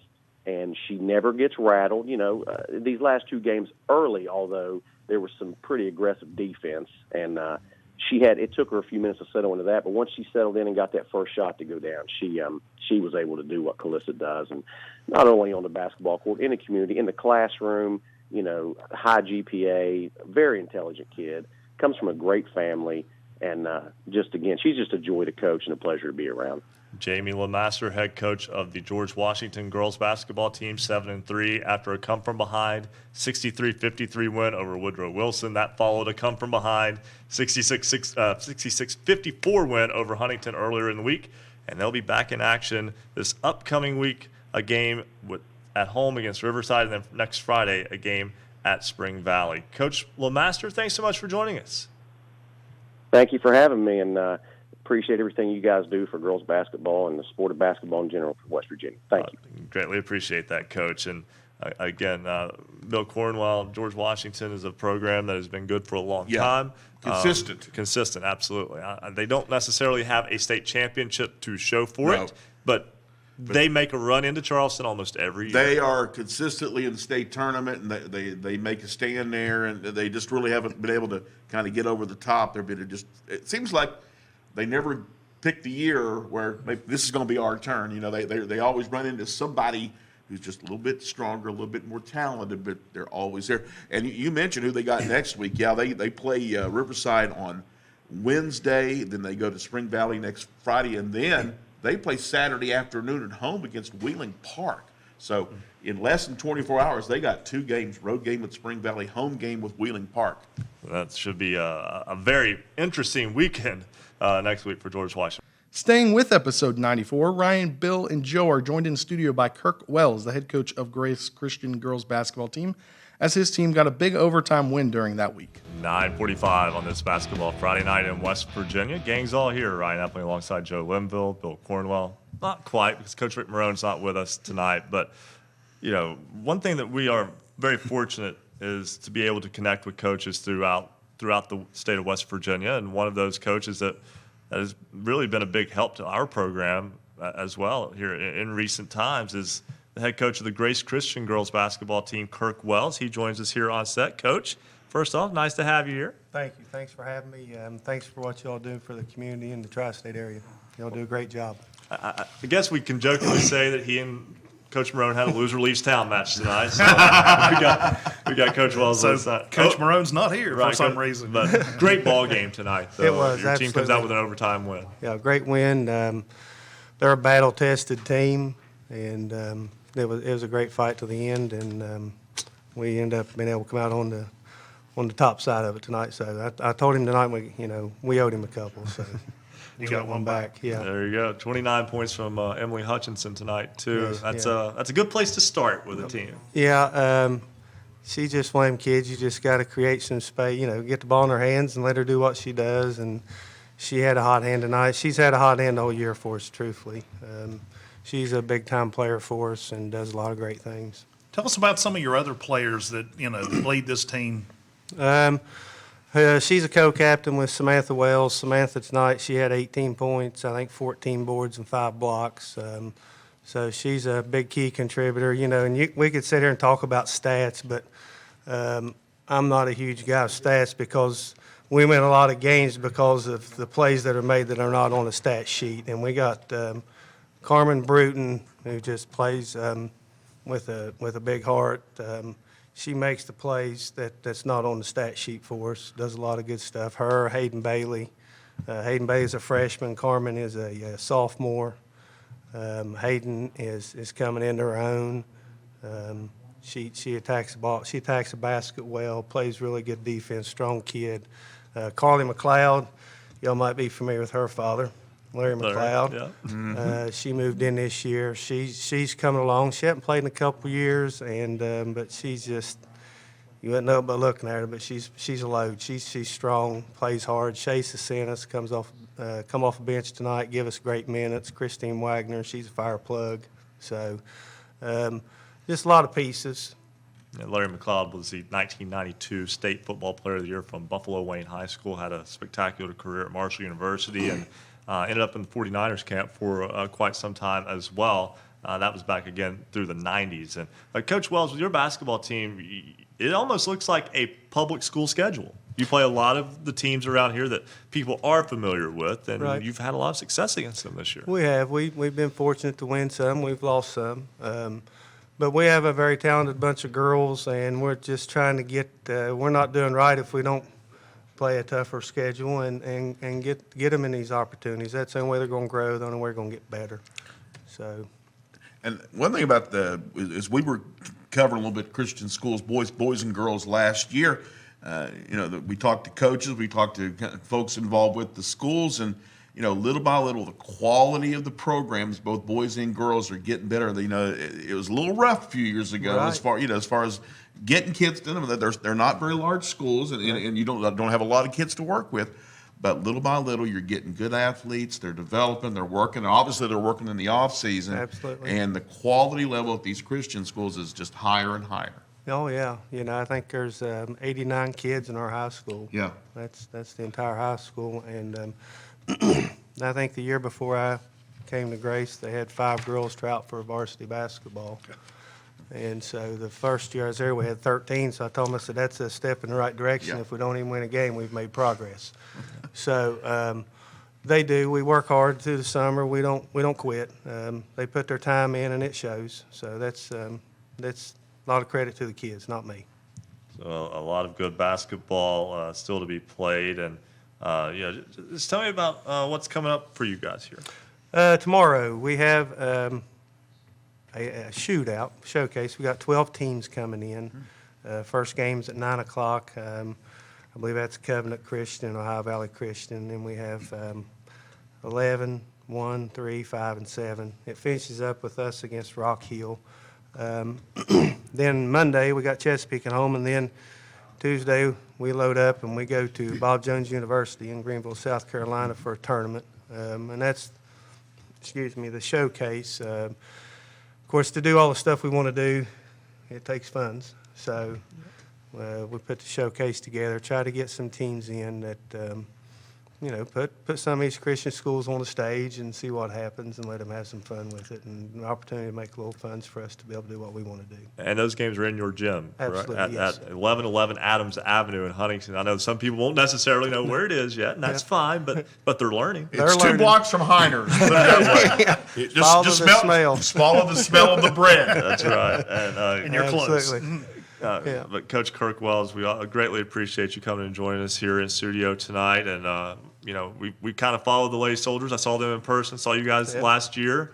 Very impressed with not just the ability, but just the way you run the program, the way that way that program operates. So I know you do a good job there, and we greatly appreciate you coming on. Well, I appreciate you having me, and just all that you all do here. It's a great thing. So I appreciate you all taking time to have me and promote us with our jersey out here out front. So we're proud too. That's good. I appreciate everything you all do. Absolutely.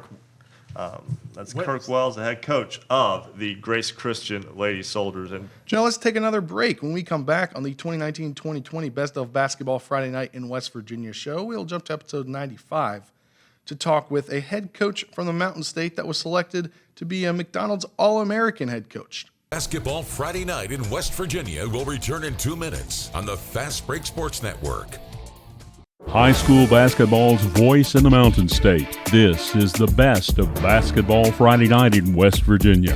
Haley McClure, Greenbrier East Spartans, Ryan Leap, Lincoln Cougars, Gage Huffman, Tyler Consolidated Knights, Rachel Bates, Valley Wetzel Lumberjills, Obina Anna Chili Killen, Chattananville Tigers, Janiah Fargo, Musselman Lady Appleman, Sam Kermeens, Williamstown Yellow Jackets, Calissa Lacey, George Washington Patriots, Nick Smith, Preston County Knights, Emily Hutchinson, Grace Christian Soldiers, KJ McClung, University Hawks, Annie Hunt, Ravenswood Red Devilettes, and Colton Barr, Clay Battelle Seabees. What they all have in common, they were selected by Basketball Friday Night in West Virginia as the Standout Athlete of the Week. Next season, if you have someone remarkable on your team or an athlete that made an outstanding play, you can nominate your team's players to become the Basketball Friday Night Standout Athlete of the Week. Each week, we consider nominees based on leadership, performance on the court, academic performance, involvement in the community, and their volunteer work. Every Friday night, you got to meet a new Standout Athlete of the Week.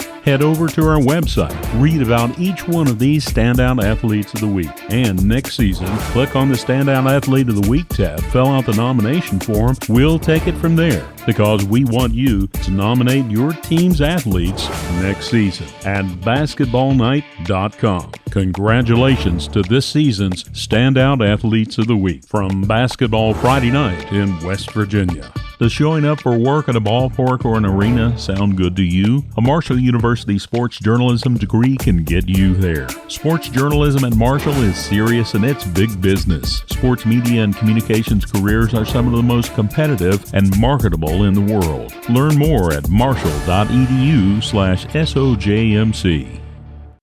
Welcome back to the 2019-2020 Best of edition of Basketball Friday Night in West Virginia. I'm your host, Spencer DuPuis. I'll be giving you the best moments this season from our 7th season of the show, Basketball Friday Night in West Virginia. Now jumping to episode 95, Fred Sorrow, head coach of the Williamstown girls team, was selected as the McDonald's All-American coach, and the guys discussed it with him. Is Fred Sorrow, the head coach of the Williamstown girls basketball team, just announced that he will coach the East team in the McDonald's All-American game. Wow. That's awesome. And Amy Chapman will be an assistant. She's at Gilmer County. Fred Sorrow, the head coach. Coach, that's a big honor for you and a big honor for our state. Oh, we're really excited about it, and I've known about it for a while. And maybe since January the 8th, I was told that I was selected. My name was in nomination back in the fall, and I was called on January the 8th by the girl that's on that runs up the selection committee, and she said that I've been nominated or I've been selected as the head coach of the East with the girls. And it's very exciting, but we had to keep it quiet until January 23rd when McDonald's announced it. And prior to that, I was able to pick 2 assistants, and we chose Amy Chapman from Gilmer County, who's done an outstanding job out there with that team. And her team and our team are the only 2 public school champions in the past 30 years in the girls single-A basketball. And besides that, I also got a former player, excuse me, Ann Super Ferguson, who graduated in 06 from Williamstown, was a 1,000-point scorer at Guilford and our career leader in three-point field goals.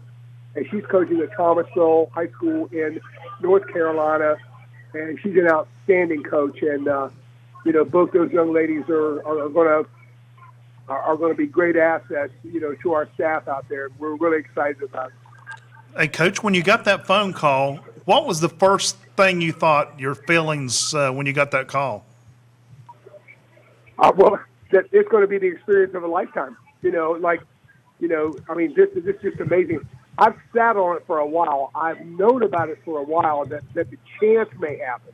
Not that it was going to, but that my name was going into nomination, and that was exciting in itself. When the actual call came, your heart just kind of sinks, and you're just kind of elated, and you're kind of walking on air, and then all this, it's pretty good for a 72-year-old guy, to feel that way. You don't get those feelings that often, and what happens is that once we get the staff together, we all have to get through our seasons, all 3 of us, but after the season's over, there's something to look forward to there at the end, and on April 1st, they're going to fly us to Houston on March the 28th, and then the practices start Sunday the 29th, the 30th, the 31st, and the game is the 1st at the Toyota Center in Houston where the Rockets play, and then they fly us back out on April 2nd. Fred, I know on the boys' side they've started naming members of the teams on the McDonald's All-American side. Is it that same way with the girls? You're starting to learn some of your folks who are going to be playing for you? Right, and I'm seeing a girl by the name of Paige and another kid by the name of Treasure Hunt, which is an interesting name, but she must be a whale of a player, that is for sure, and maybe on the all-name team, but something that, the bottom line is that there are a bunch of 17 and 18-year-old kids that are going to be really nervous because they're playing against some of the best competition they ever played against in their lives, and really, when you stop and think about it, and I'm kind of quoting from Bob Huggins here, but all these good players that come into colleges and universities, and every good player who's an All-American, stop and think on their high school team. Who do they have to guard? They don't guard the best player. They guard the kid that is maybe the weakest player. And so when they really get into a game of that caliber, they're not used to playing defense on somebody that can really do something against them. And so I'm not sure what we're going to do, but I know that we're going to be facilitators as much as coaches, because practice plans will be scripted for us, and it's our method of teaching. But when there's 100 to 200 NBA, WNBA scouts in the stands, plus college coaches, there are certain things they want to see, and we have to make sure that happens. Treasure Hunt, by the way, a 6'2" wing from Hamilton Heights Christian Academy in Tennessee and a Kentucky commit. So, Bill's happy about that. UK. I'm a UK person. That's what I was thinking. Listen, as far as knowing a lot about the players, that's something I'm going to do this week. I'm going to Google them. But I'm very concerned right now about Belpre High School. Yes. I'm very concerned about Notre Dame and Ravenswood. I mean, with the season going on, but little by little, in my time off, and if I'm not doing that, I'm going to look up each one and find out which kid's fun, because I want to make sure and know that we have a connection and make these kids feel more comfortable when we get there. And I want Amy and Ann to do the same thing. And Coach, not to let it get away from us here, we don't have your score from tonight's game. Oh, okay. Well, the Williamstown Yellow Jackets prevailed over the Moorfield Yellow Jackets by a score of 58-49. And Lincoln Joy for Williamstown had 22 points, and Kaylee Sorrow, my granddaughter, had 16. And Nicole Reynolds had 10, and for them, the Rinker girl had 14, and McGregor had 14. It was a very good game. Moorfield's a good team. I mean, they're strong. They got a 6'4" kid, and they're very well coached and very strong defensively. I guarantee you that. It was fun. It was a good score. Good win tonight for the Williamstown Yellow Jackets over the visiting Moorfield Yellow Jackets. And again, Williamstown now 10-5. They'll play Belpre, Ohio next Thursday. Coach Fred Sorrow, All-American girls basketball coach for the McDonald's All-American game. Once again, congratulations on that honor. We're happy for you. Thank you. And we look forward to seeing what you can do with both your team this regular season and your team at the Toyota Center in Houston, which, by the way, is where Marshall grad coaches. Is that right? Yeah. Oh, man. Mike D'Antoni. Yeah. Oh, wow. From Mullins, West Well, Virginia, small little world. No, that's right. Mike D'Antoni's out there, so I think I'll look him up. You need to. Hey. I know Danny. Yeah. I've known him for a while. There you go. So Yeah. that's good. You just mentioned West Virginia. Right. They'll come say hi. Coach Fred Sorrow. Right, Thanks. for sure. Thanks so much, Coach. That was great attention for the Mountain State, as always, and for high school basketball in this great state of West Virginia. Now the guys have, on the same episode later on, talked with Michael Miller, Frankfurt girls head coach, about his team that was 12-1 at the time. Coach Miller, your ball club, it's hard to ask for much more from them in terms of how they've played so far this season. Oh, absolutely. We're tickled to death. And like you said, losing Abby, I'm sure there was some extra people at the graduation, this past year, and I wouldn't be surprised. But hey, Abby taught these girls, that are currently on the team a lot of things, just by the way, she led the team by example and her guts and heart and determination. And hey, we just keep plugging along. Play in the toughest region in Class AA and perhaps toughest in the state. When you look at North Marion and Fairmont Senior on the opposite side, your one loss this year was a 1-point loss to North Marion. You beat Fairmont Senior this year. Those two teams have won the last 3 Class AA Girls State Championships. I know you have to feel you're right on the cusp. I'm telling you, it feels good. You're right. It is a tough region, and I lose a lot of sleep, preparing for those two teams. And that North Marion game earlier this year, I'm still kicking myself for that one and not getting much rest. It still keeps me up sometimes at night. And, we seek perfection, and that's what we want. We want a state championship just like those teams, and we feel like we're right there. Coach, you sound like you're your own worst enemy, but I say this all the time. Sometimes a loss is good. It kind of refocuses your team. That things can happen and turn things around and run out the rest of the season. Yeah, I mean when it comes to losing, it's what you're in this to win, of course. But yeah, it's a loss sometimes. Gains your perspective a little bit. It makes you focus a little bit more. There was a lot of adversity in that game against North Marion. I mean, it went back and forth. Probably one of the best games I've ever been a part of. And, just to lose the way we did, it hurt and stung a little bit. But the girls know that now they can play, with the best without Abby, and play against the best teams in West Virginia. They're poised. They don't like to lose. They're ready. This is what they want. They want a team, victory with a state championship, and that's what they're focused on. And I don't think they're going to settle for anything less. Coach, I'm sure your girls probably disappointed you weren't able to play tonight, but with little illness problem at Grafton. Probably situation better safe than sorry. Yeah, we didn't want to go down and end up getting our whole team sick, so it was probably a good decision.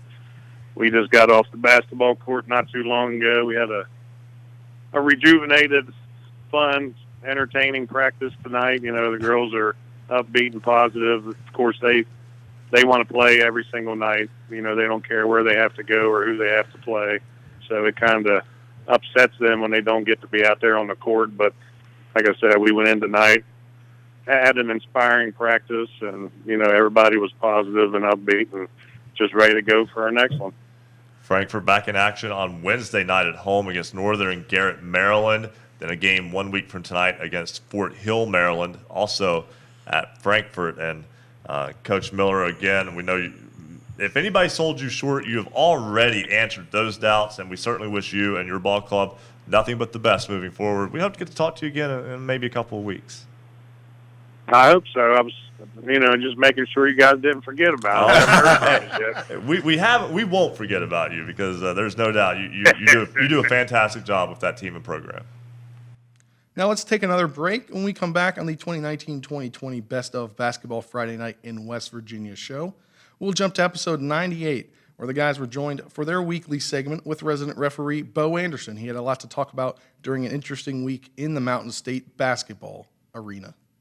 Every Friday night from 9 to midnight, we're the home for high school basketball in the Mountain State. This is the Best of Basketball Friday Night in West Virginia.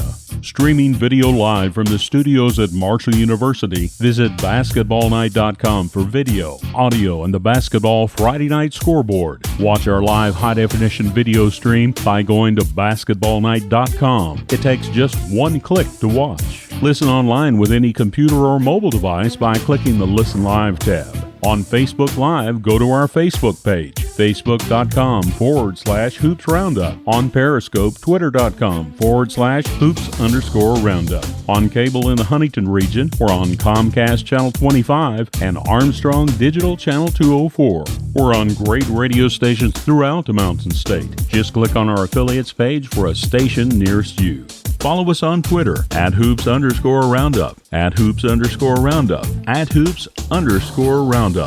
Marshall University's sports journalism major offers students the opportunity to develop skills in the exciting areas of print, public relations, or broadcasting. Our curriculum features terrific skill-based courses and prioritizes hands-on experiences that not only expose the students' work to the public, but also to sports journalism professionals who are often willing to provide crucial feedback. Marshall sports journalism majors cover our 15 varsity teams in any media format, including text, online, photo, radio, or video. Hands-on, real-life experiences come through Marshall's student-powered media, the Parthenon, WMUL Radio, and MUTV, as well as communications campaigns and off-campus internships. The Marshall University School of Journalism and Mass Communications is ready and eager to help you start your sports journalism career. Learn more at marshall.edu/SOJMC.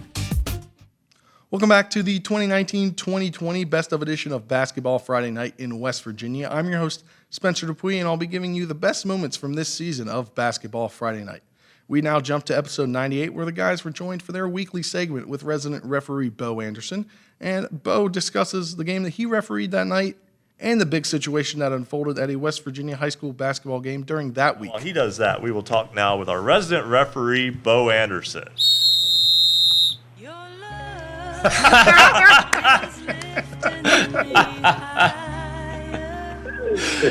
I can feel the love. It's a Valentine's remix of the Bo Anderson theme. I don't know what to say, Bo. I'm just here. I think Bo's a loss for words. Well, you know, last week it was gravy, and I was hoping Billy'd be there so I could find out how that went. And then, you know, you guys were rubbing it in about the food that's there when I can't be there. So I don't know. This just destroyed me tonight. Well, you had a big road trip tonight, didn't you? Yeah, I had a road trip tonight. Yes, sir, I did. And I'm almost back, actually. We're at the Huntington Mall, so we made good time. All right. I'd say. Yes, you have. And nonetheless, though, Bo, it's been an interesting week, as we're all aware. And without diving too deep into what we know, what we don't know, we can kind of stick to what we do know here. And that's looking at things from the officials' perspective in terms of that game on Tuesday night at Greenbrier East, where you have a situation that seems to flare up between a fan and the bench, and then, it goes from the bench to an administrator and then to law enforcement. And this is all out of the officials' hands at this point. And really all they could do was try to keep things in order on the floor, because what was going on was clearly beyond what they're accountable for. Well, I mean, on the floor versus off the floor, obviously if off the floor is interfering with the game, then it needs to be taken care of immediately. The on the floor stuff the officials can handle.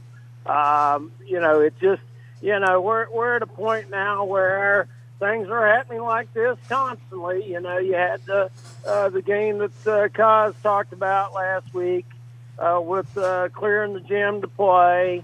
You got this. I mean, when are people going to realize that this is a game for high school athletes, and the high school athletes need to be the ones that are the show, not the parents, not the coaches. Yes, the coaches are going to work hard and they're going to do their thing, and not the officials. We don't want to have to make decisions about, ejections and all that. And, keep in mind at this point in time of the year, it may be whenever you're setting those two games, it might be a sectional. And, you've been practicing and playing, 21 games, 22 games to get ready to play in your tournament game. And then all of a sudden something silly happens and you got to sit out. And, I think that just people are just totally losing the picture about what this is about. It's not about moms, dads, coaches. It's about the 10 players on the court and the substitutes on the bench that are going to play. And, and then, you add to that we have less and less officials. Now, if official or someone who's thinking about being an official goes to any of them games, you think that they're going to say, "Oh, I think I want to referee." It ain't going to happen. And I think that it's a solid message that needs to be sent out. The players out there, whatever they do, okay, good, bad, whatever, they're the ones that need to be the show, not anybody else. There's nobody else there that needs to be the show. The 10 players on the court and the substitutes on the bench are it. Period. That's what this is all about. Bo, what do you think has caused this situation to escalate? Well, some of it, they see stuff that happens on TV. Something happens on TV and everybody thinks they can do it. Then you have that aspect of, some people just think that they need to parents think they need to live their kids' lives instead of letting them do their own thing. And if the kid's having a bad game, they're not intentionally out there having a bad game. Leave the players alone and let the players decide the game, not the extracurricular activities outside of it. And, then the officials have to make all kinds of decisions, about what they're going to do. They don't, trust me, I don't want to have to send in reports. I don't want to have to eject players. I don't want to have to eject coaches. I want the 10, the 5-on-5 out on the court and the subs for each team to be the people that either wins or loses the basketball game. And nobody else should really be involved other than the coaches making their strategies against each other, offense and defense. Bo, you've been an official for quite a while, called several games, I'm sure, at several different levels. How often do these issues like this start on the floor versus how often is it started from the stands, from, as you just said, moms and dads trying to live their glory years through their kids? Well, every once in a while something happens on the floor. Somebody fouls somebody hard. Somebody says something. And hopefully, we're human as well. We're not going to see, hear, and catch everything that goes on. But the fact of the matter is, whatever the players do out on the court, good, bad, or ugly, and whatever we decide, whether we're right or wrong, that's the only thing that needs to be happening. And, if we make bad decisions about it, we don't see one player do something and another player do it. But then when it gets reactions from the fans and they overdo it, and then it gets into, and then coaches, obviously, if they are out of control, then it's going to put the fans out of control. I find 99% of the time if the coaches are, our veteran coaches throughout, they know this game. They've been through it. They know that things are going to happen, mistakes are going to happen, and they're not going to say a whole lot to the officials because they know they've been in it a long time, and the officials don't have an easy job out there. The thing that happens is if they start getting really, heated, well, all their fans is going to get heated. That's one way it can start. Another way it can start is, again, the people in the stands need to cheer for their teams. They need to enjoy the basketball game that they come and watch and let the 10 players on the court and the substitutes for each team decide who is the better team. I think that's a lesson we can all learn. We all do need to step back a little bit right now, and again, let the kids. They are the show, as Bo just mentioned. All right, Bo, you had a trivia question for us last week. We need to name this. We will come up with that at some point. Share it with us again, please. Okay. A1 got fouled, and A1's supposed to go to the line and shoot 1-and-1. When they get up the line, the lead official's going to bounce the ball. The shooter announces 2 free throws, and the shot is missed. And one of the Team A players gets the rebound, and they're the only ones that step in the lane and gets it, and then they throw it to the official. What are you going to do? Okay, now the official has announced 2 shots mistakenly. Is that Yes. Okay. Yeah. Well, I don't know. You've got a mess there. Would that be a correctable offense in that the official could then award the possession of the basketball to the opposing team after the missed shot? Well, you have flunked as well as Ryan has. Okay. Here's my question: did the official catch the ball? Well, it's still out of bounds. Still. Okay, he's out of bounds. And yeah, okay, yeah, still out of bounds. All right, well, then it goes to Team B, I believe. You're still off too, Ryan. You're 1 for 29 now. I'm like Marshall shooting last night. All right, go ahead. All right, yeah, that's about right. Yeah, all right. What you have is you have put both teams at a disadvantage with the official announcing 2 shots. They didn't play it. If they'd all continued to play it like the official announced it was 1-and-1 and missed, we would continue to play. They made most everybody not rebound the basketball.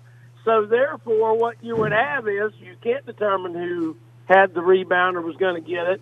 So it's going to be an alternating possession error. And you'll give the team who has the arrow the opportunity to make the throw in. All right. Yeah, that makes sense. But I my mind didn't get that far along. But that absolutely makes sense. And I think the world of the officials, because even if I disagree with them on judgment decisions, sometimes they're doing their best, and it's difficult. There's a lot to keep up with. It is. I think I mentioned this maybe about a month ago, but a good friend of mine who's an official, the officials have a different angle than the fans do. They are much closer to the action. as a fan, you see a wide angle view. You can see it all, where officials are right on top of the players and things happen and sometimes they don't see it.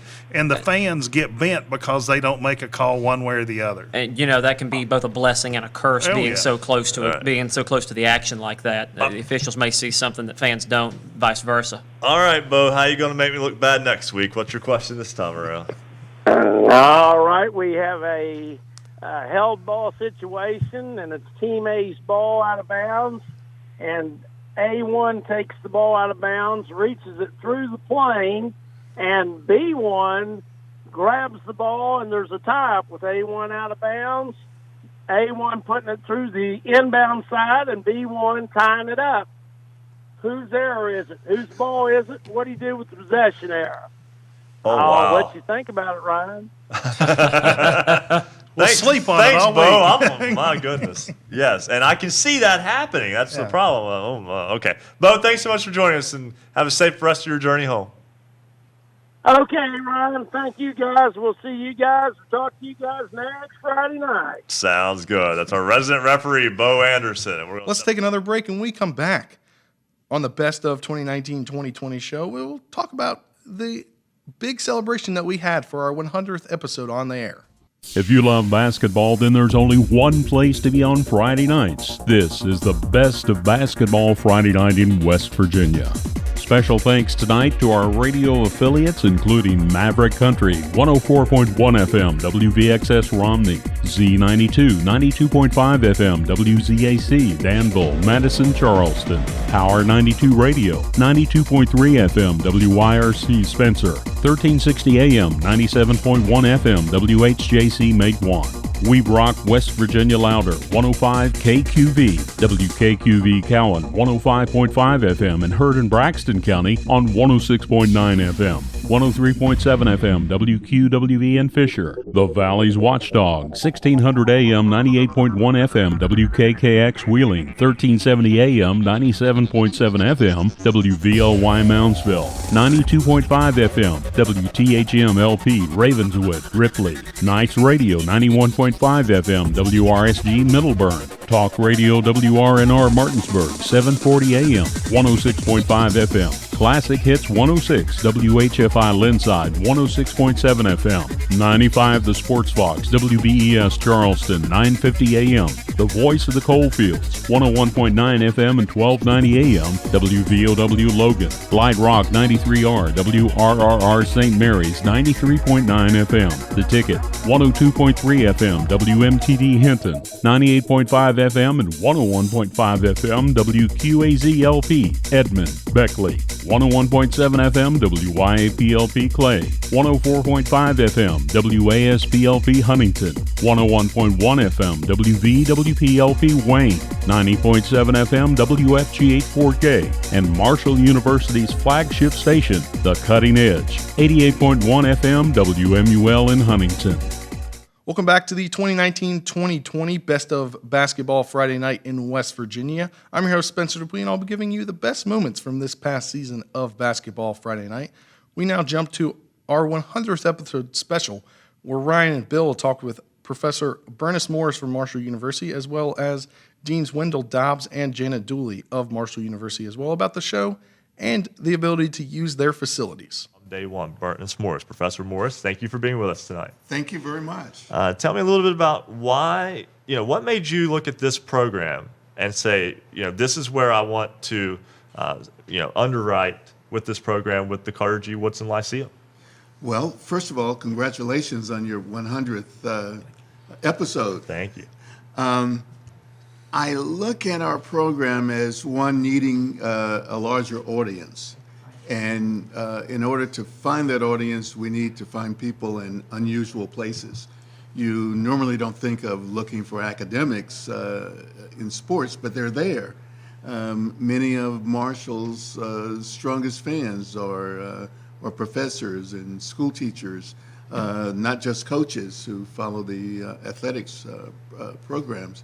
And so we wanted to reach that audience. And I couldn't think of a better way than the sophisticated audience that you guys present. Well, thank you very much. And of course, we do want to mention that this program is live from Marshall University, from the broadcast television studio here on campus, and they've been so good to us as well. And Professor Morris, I know you also, I had a chance to speak at a workshop over the summer that you bring high school kids in here who are maybe going into their senior year or into their junior year, making decisions about where they want to go, what they want to do with college. You give them an opportunity to see this university firsthand. Well, absolutely. We think that high school students are interested in journalism. They like to write. They like to produce documentaries.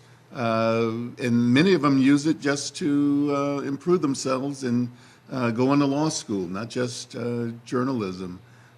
We think that we offer an important entry for their careers. Professor Bernice Morris, Marshall University, and the Carter G. Woodson Lyceum.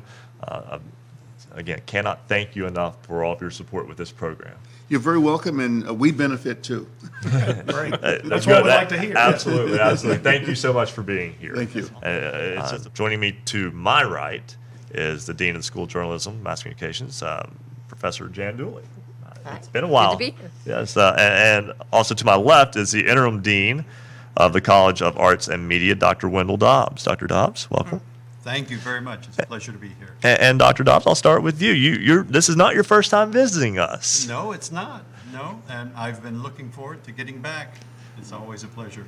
Your school specifically, and the College of Arts and Media, really kind of puts a face to Marshall University in many ways, to the programs that are more visual and get out there. Tell me a little bit about how that works for you. Well, first of all, let me also offer my congratulations on this 100th episode.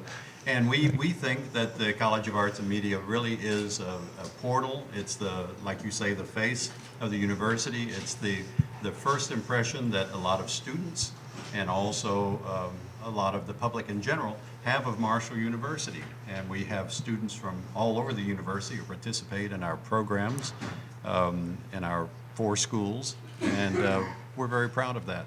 And Professor Dooley, Dean of the School of Journalism and Mass Communications, this is an opportunity for students who are already in the mix at Marshall to join us and to get some work, kind of see what we do, work with us, and they're really kind of the lifeblood of how this whole organization works for us. I see this as a living lab for us.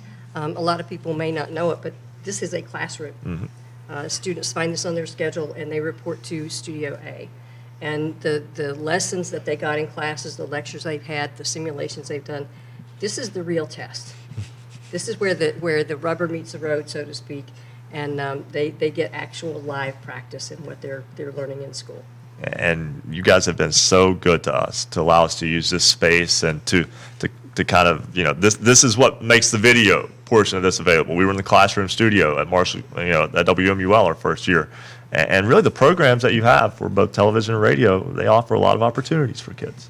They offer a great deal of opportunities, and the thing I really like about this program is that it is such a showcase for what we do. The work that our students do isn't quiet and off in a corner. You don't get a paper that you then put in a file.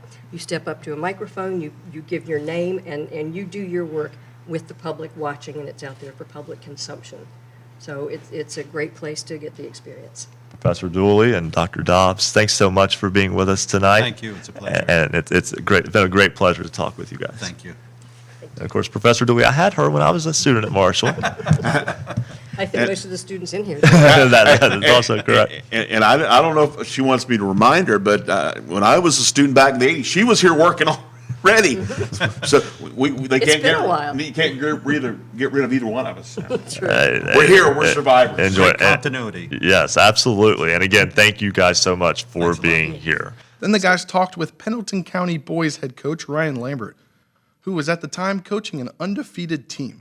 They've had a spectacular year, undefeated regular season. Ryan Lambert joins us now on Basketball Friday Night in West Virginia. Coach, hard to have been much more successful than what you've been to this point. Yeah, you're exactly right. First off, thanks for having me, and congrats on the 100th show. Thanks so much, and I obviously appreciate that. Your basketball team, again, 19-0. Tell me what you're doing as you prepare for sectional tournament play. one game at a time. The next one up has been the most important all year long. The kids have bought into that. We're a defense first team that then likes to lead into transition. That becomes a big part of our offense. Where I think right now only giving up 43, and we're averaging around 60. So far so good, but it's just been a culture that the kids have bought into, and that's huge. And you have to wait for your opponent because you're taking on the winner of the 4-5 game within that sectional. Is it sometimes difficult? Because I know coaches and players, they just want to get out and play. I mean, the bye is obviously good for resting your legs a little bit, getting an opportunity to get some more practices in. But I know when you're 19, you're kind of chomping at the bit to get back on the floor and get to play. Yeah, you're asking for a sense of urgency right now with your kids, and we had a great practice this evening, but we're ready to play. We're excited to see who comes out of the Tucker County at Harmon game tomorrow night, so that we can start really truly preparing over the weekend, and then get back Monday, and then face off and host a game on Tuesday because we're looking forward to it. That would be the Class A Region 2 Section 2 tournament. Again, getting underway tomorrow with that contest between Tucker County and Harmon, and the winner will take on 19-0 Pendleton County. Now, Coach, before we let you go, I know a year ago, Webster County they built last season. They had a good group of kids. They went undefeated. They went to Charleston, and they beat everybody. They won the state championship. Does seeing what they did a year ago sort of say, hey, why not us? Yeah, I think that the goal is to host a regional game, get to Charleston, because we have not done that, and then once we get there, I think you just have that one-up mentality that we've had all year long, and then looking to Webster last year, yeah, why not? Because that's got to be the attitude all the way through. If not, why are you putting in the time and why are your kids working so hard and trying to get to that common goal, which is of course Charleston. Ryan Lambert, head coach of the unbeaten Pendleton County boys basketball team, the Wildcats 19-0, ready for sectional tournament play next week. Coach Lambert, thanks so much for joining us tonight. Thanks for having me, guys. I appreciate it. All right, and a big thank you to Coach Lambert as well. Now let's take another break, and when we come back on the Best of 2019-2020 show for Basketball Friday Night in West Virginia, the guys will be joined once again by Greenbrier East girls head coach and the governor of the Mountain State, Jim Justice. All that and more next when we return. Every Friday night from 9 to midnight, we're the home for high school basketball in the Mountain State. This is the Best of Basketball Friday Night in West Virginia. Streaming video live from the studios at Marshall University, visit basketballnight.com for video, audio, and the Basketball Friday Night scoreboard. Watch our live high-definition video stream by going to basketballnight.com. It takes just one click to watch. Listen online with any computer or mobile device by clicking the Listen Live tab. On Facebook Live, go to our Facebook page, facebook.com/Hoops Roundup. On Periscope, twitter.com/Hoops_Roundup. On cable in the Huntington region, we're on Comcast Channel 25 and Armstrong Digital Channel 204. We're on great radio stations throughout the Mountain State. Just click on our affiliates page for a station nearest you. Follow us on Twitter @Hoops_Roundup, @Hoops_Roundup, @Hoops_Roundup. Marshall University's sports journalism major offers students the opportunity to develop skills in the exciting areas of print, public relations, or broadcasting. Our curriculum features terrific skill-based courses and prioritizes hands-on experiences that not only expose the students' work to the public, but also to sports journalism professionals who are often willing to provide crucial feedback. Marshall sports journalism majors cover our 15 varsity teams in any media format, including text, online, photo, radio, or video. Hands-on, real-life experiences come through Marshall's student-powered media, the Parthenon, WMUL Radio, and MUTV, as well as communications campaigns and off-campus internships. The Marshall University School of Journalism and Mass Communications is ready and eager to help you start your sports journalism career. Learn more at marshall.edu/SOJMC. Welcome back to the 2019-2020 Best of edition of Basketball Friday Night in West Virginia. I'm your host, Spencer DuPuis, and I'll be giving you the best moments from this season, as the season was cut short during the girls' state tournament and the boys' sectional play due to the coronavirus.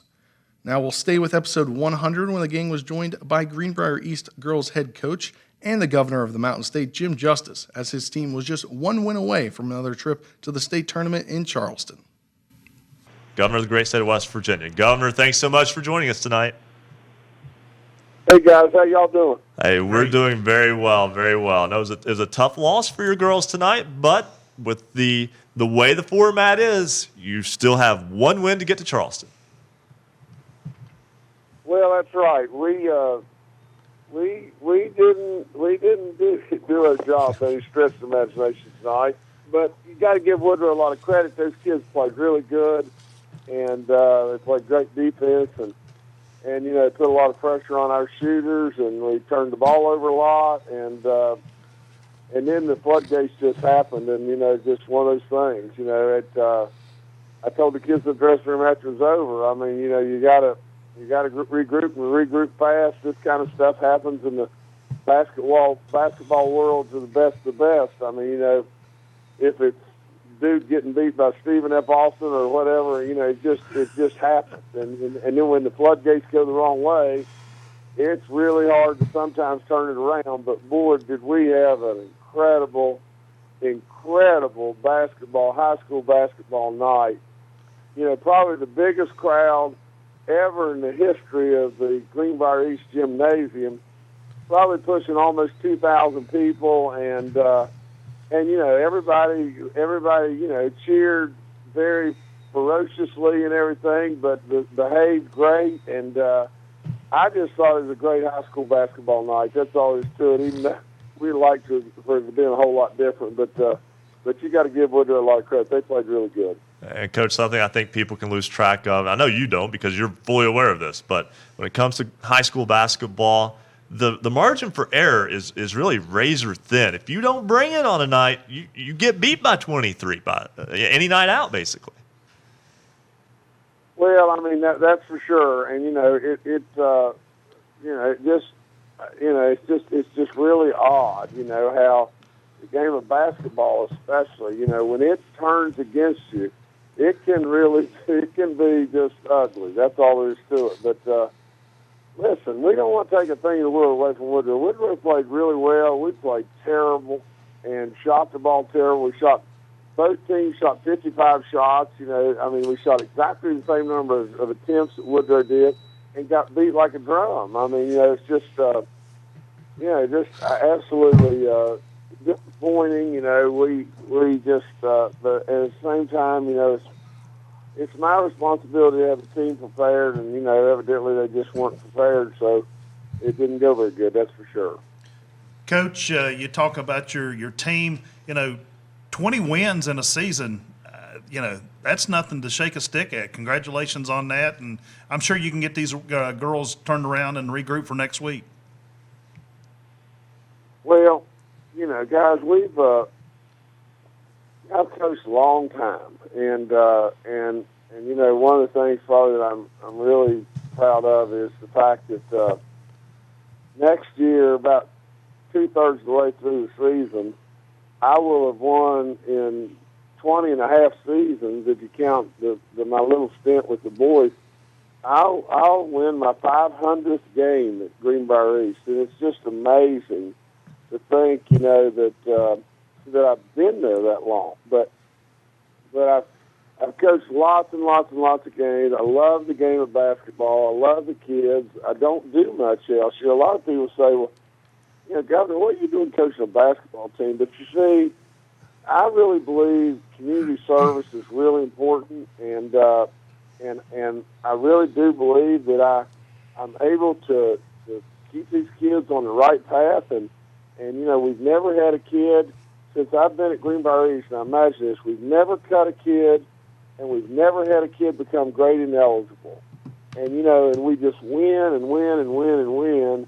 And there's a right way to do it, and it just and the community just supports us like crazy. And tonight was really something really special. But I do love the game and love kids, and like I said, I don't go on vacations. I don't travel all over the place. I don't have a yacht or go here and there.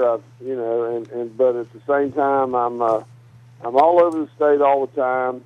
I'm not going to miss a lick, with anything whatsoever to do with the government, because at the end of the day, the only reason in the world that I'm your governor is I just want to do the right thing to really help as many people as we can, and I don't want to think for myself. So the net of the whole thing is I do love the time spent with the kids, and I think it's valuable, really valuable to those kids. And Governor, obviously this being our 100th episode of Basketball Friday Night in West Virginia, I think we can echo those comments. This is our way of kind of sharing their stories, getting the word out, giving them attention, giving them opportunities to speak in somewhat formal, not really formal, we're a very informal type show, but give them opportunities to speak live on air. There's a lot that kind of, like, this is our side of it, that's your side of it, and really we're all just doing our best to make these a positive experience and positive time for the kids who are in high school in this great state. Well, first of all, I congratulate y'all in every way. I mean, you took something, had some passion for it and everything, and took off, and look what a service and that is doing for our state and for all these kids. The thing that people just overlook is today have so many temptations and are bombarded with so many things where they can drift away from us, and so many kids do. And so by your efforts, by all the coaches that are out there and administrators and all the people that are, basically, giving of their time to make good things happen for our kids, I salute them, and I would challenge everybody, get involved. We need you to be involved with our kids. Our kids are everything to us, and we need you to be involved.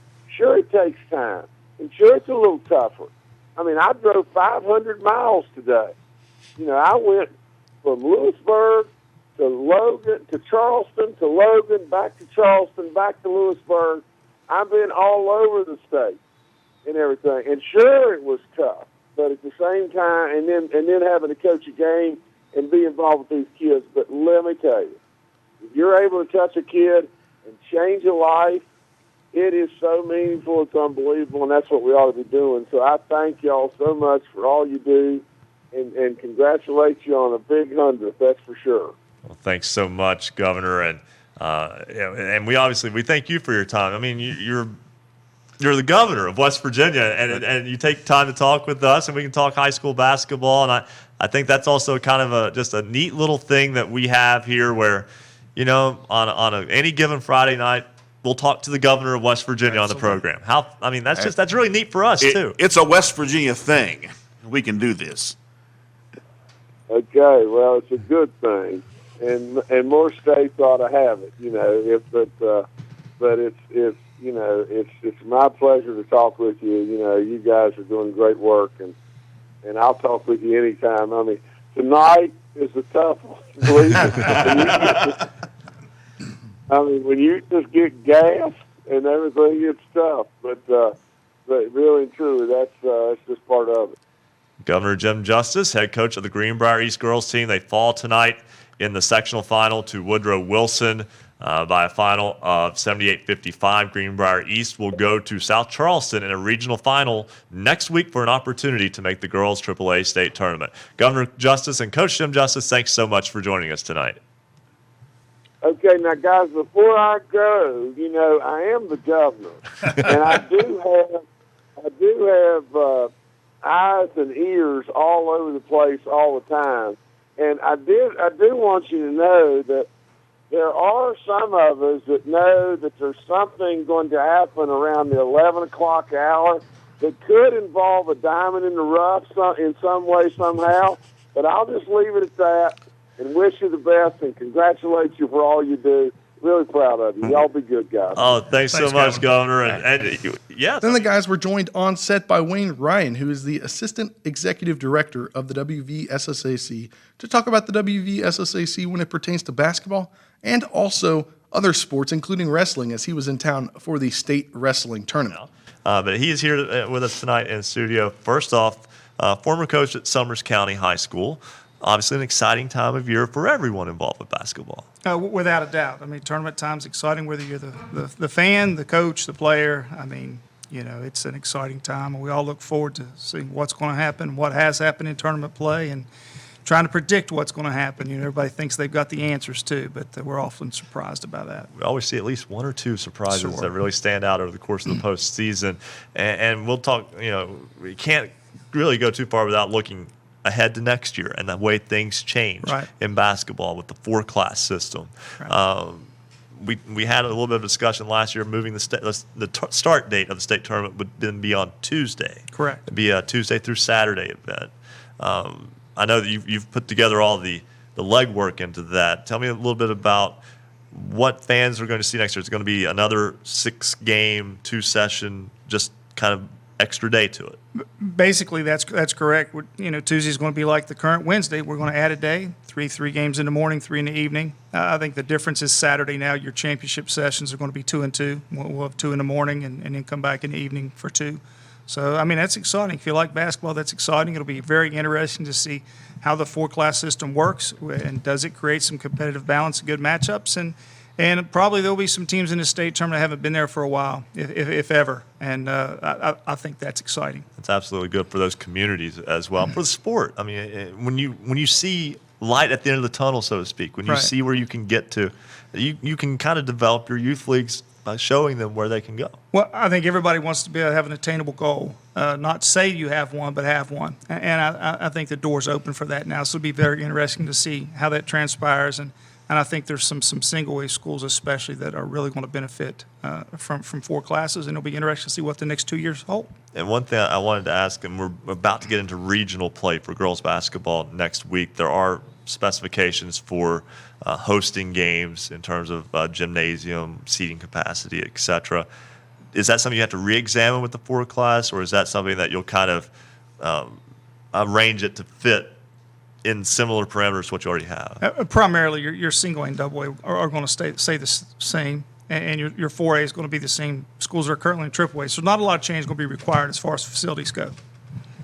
And hey, Coach, probably the reason they had your phone number 4 years ago was I gave it to them. So it's okay. You can blame me. But Coach Ryan, first of all, thank you for everything you've done for all my career. Someone I looked up to as a role model with your coaching career, and then how you handled yourself and run your program. And then out the SAC, you brought that same professionalism in class. So we really appreciate what you do for all of us across the state. But thank you. I know as Ryan mentioned, of course, the wrestling tournament, one of your things that you're over as well. But as you transition from the coaching and the administration you were doing there as the athletic director at Summers County into your new role and getting to experience other sports maybe more in depthly. I know as an AD you were involved with them, but if you could talk a little bit about that transition and then what you get to be a part of now. Well, I've certainly learned a lot. I didn't have a wrestling background at all, coming from Summers County and being a basketball coach for 30 years. So there's been a lot to learn in wrestling. And being a part of all the state tournaments now, it's not like work. It's a very enjoyable experience because state tournaments are exciting no matter what the sport. They truly are. And, I'm fortunate in my background, I did coach, but I was also the school administrator. I was also the parent and also an official. So I've got some perspective there that I share, and then we go into the state tournaments. It's exciting, and throughout the year we have to deal with a lot of issues, and you have to remember that everybody looks at those issues from their own perspective, no matter what they are and whatever role they're playing at the time.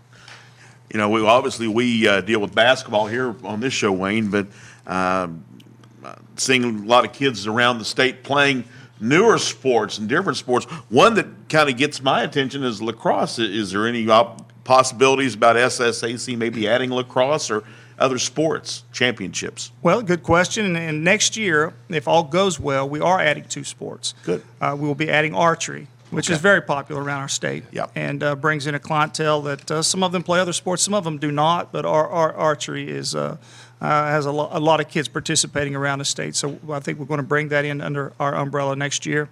And also robotics. So those will be the two sports. If all goes well, we'll be adding next fall. You ask about lacrosse. Obviously, there is a lacrosse interest. There's lacrosse teams that participate. Most of them, though, are not school-based teams, or if they are, they're 2 or 3 schools combined to form the team. So as far as the numbers required to meet our bylaws to constitute a new sanctioned sport, lacrosse is still quite a ways away from that. It's a slow build of Correct. lacrosse, but Correct. it is building. And it's still a very regionally participated in sport at this point. And again, it's hard to let you go without talking about basketball, though. And you were a part of this program as a coach originally, Sure. and now you get to kind of. You've been here. It was like 4 years ago, I believe. You stopped It in to was, see yes. us, and, Yes, it and was. now you see how far we've come. It's awesome. It really it's a neat. And thing. I'm here on a special night too, so that's pretty cool. Right, absolutely. Episode 100, and Wayne Ryan, Assistant Executive Director of the West Virginia Secondary Schools Activities Commission. Thanks so much for joining us tonight in studio. Absolutely. It's my pleasure. I appreciate what you guys do for basketball. Basketball will always have a special place in my heart, without a doubt. All right, thanks so much. That's Wayne Ryan, Executive. Now let's take another break. When we come back on the Best of 2019-2020 show, we will talk about the special announcement that was made on our 100th episode that you just heard Governor Jim Justice tease. High school basketball's voice in the Mountain State. This is the Best of Basketball Friday Night in West Virginia.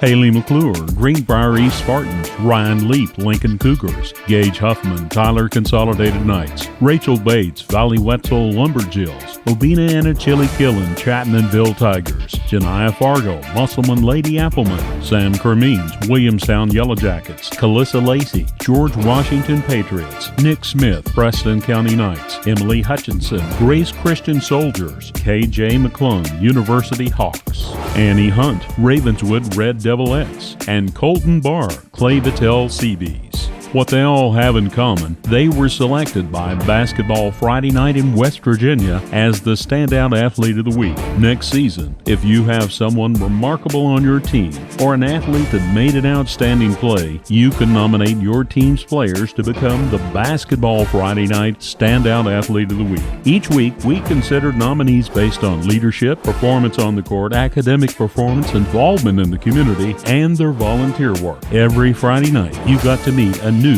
Standout Athlete of the Week. Head over to our website, read about each one of these Standout Athletes of the Week, and next season, click on the Standout Athlete of the Week tab, fill out the nomination form, we'll take it from there, because we want you to nominate your team's athletes next season at basketballnight.com. Congratulations to this season's Standout Athletes of the Week from Basketball Friday Night in West Virginia. Does showing up for work at a ballpark or an arena sound good to you? A Marshall University sports journalism degree can get you there. Sports journalism at Marshall is serious and it's big business. Sports media and communications careers are some of the most competitive and marketable in the world. Learn more at marshall.edu/SOJMC.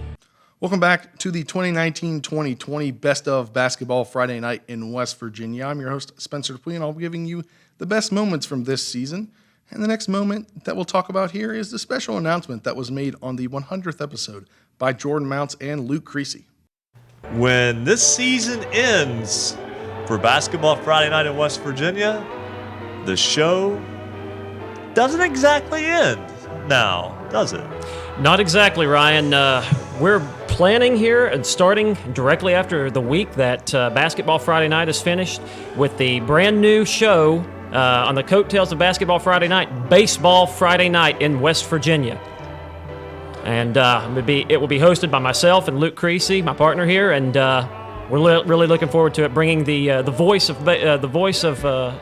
a voice to baseball all over the Mountain State. Yeah, and what better night to announce that than, show 100. Big show for Basketball Friday Night and bigger things in the future. So excited to be a part of Baseball Friday Night in West Virginia. It's something that I think many coaches and players and baseball fans across the state of West Virginia have been wanting for a while, and I'm super glad that we get the chance to kickstart that and looking forward to it.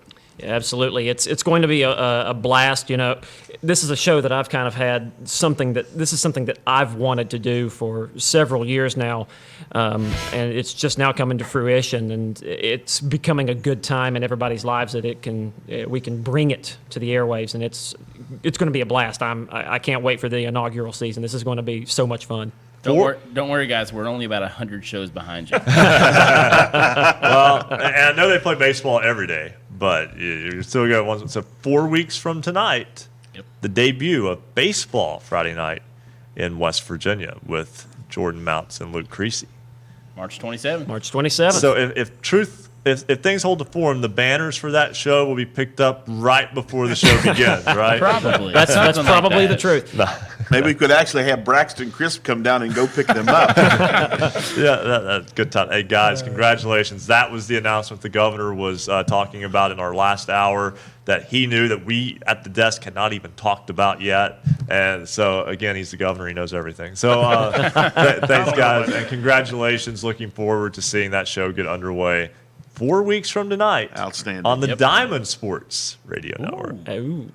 Man, I may have just made that up. Actually, that's what it will be. That's what it will be. Oh, there you go. The Diamond Sports Radio Network. All right. So, guys, thanks so much. And obviously, that show will not begin next week as planned. So stay tuned to the Baseball Friday Night in West Virginia Twitter at Baseball Night WV to keep up with announcements on that new show. Now we will go to a special presentation the guys made on the 100th episode, and you'll get to hear Cause Time with Rick Kozlowski of the Martinsburg Journal, who joins the gang for his weekly segment. Now, before we go to Cause Time, we do have something we want to present. She won't come out here for us to present it to her on camera, but nonetheless, she is a big part of our Basketball Friday Night family. We call her our most valuable player, Sandy Johnson. She always keeps us fed and taken care of on basketballfridaynight.com, and we have a plaque for her as our Basketball Friday Night in West Virginia most valuable player. And we did get her on camera. All right, here she comes.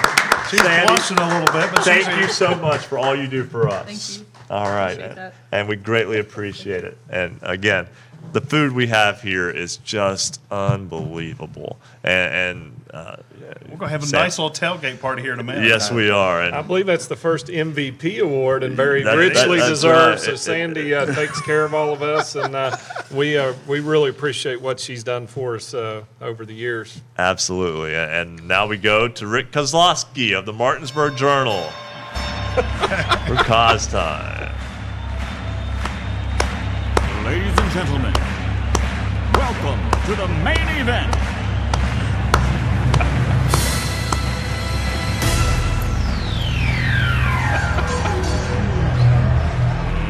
Let's get ready to rumble! It is Cause Time on Basketball Friday Night in West Virginia, and like any good tough man bout, he's got about 2 minutes. He joins us now on Basketball Friday Night. Yes. And I'd like to say, since I only have 2 minutes, 2-minute warning, real quick. What a wonderful opportunity you guys have given me to be on your show every week for 7 years. Now, I want to ask this question. What is next week's show? 101. The 101 Dalmatian show. We'll see how that turns out.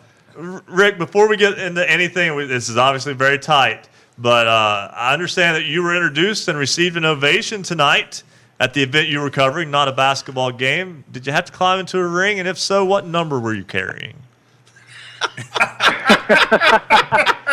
I guess I was carrying number 1. Well, I was shaking. I was really shaking it too. Rick was at the Tough Man tonight, and he was introduced. Yes. The most interesting event in the Tough Man, the guy who was wearing the most body art. Well, I'll tell you what. He took a shot. He got tattooed. Oh, no. All the comedians in the world, and we got Cause. This is why we have Cause Time, though, right now, is to be able to just kind of relax and enjoy talking to you about some of the finer things of life, such as the Tough Man contest. Rick, we're 100 shows in. We're less than a minute to go till this one's over. But we want to thank you because you take the time to talk with us. Obviously with your life in newspaper, meeting deadlines, etc. You have a lot on your plate on a Friday night, and we've always been able to have time to talk with you. We also thank your wife for allowing us to talk with you as well. But we enjoy Cause Time, even though we have inadvertently shortened it for about 3 straight weeks. We'll make it up. Yeah, but what I don't have on my plate is any food. Well, come on down. So, and do you guys deliver? That's Hey, you'll be in Charleston in a few weeks. You can come down and get your usual. This is Yeah, I know. we can't Grubhub that far. But hey, Rick, thanks so much, and we've got to go. So thanks so much for everything.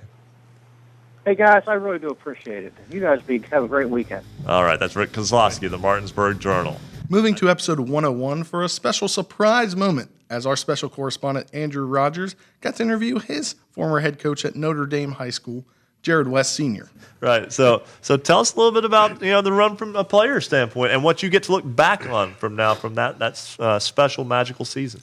Yeah, I didn't have a big role on the team, but about just a quarter of the way into the season in December, kind of hit a rough patch where we were 5-3, 4-3, I think was the record, and then all of a sudden things started to click, and it was an amazing run. It was really special too to be alongside Jared because I've played with him since we were in middle school and known him since grade school. So it was really cool to be a part of that, especially the moment between him and his dad to finally get that state championship. It was cool. They worked so hard to get there. They got there, and Coach Jared West trying to get back there again. And he joins us now on Basketball Friday Night in West Virginia. And Coach West, I'm going to do something a little bit different here. I'm going to let Andrew ask you some questions, former player to former coach. You've been warned. That'll be great. That'll be great. First question I got for you is, how nervous were you at halftime, being down at Trinity, knowing they were going to come in, obviously know the scouting report, know the playbook? Well, how nervous were you at halftime and how you guys would play in the second half?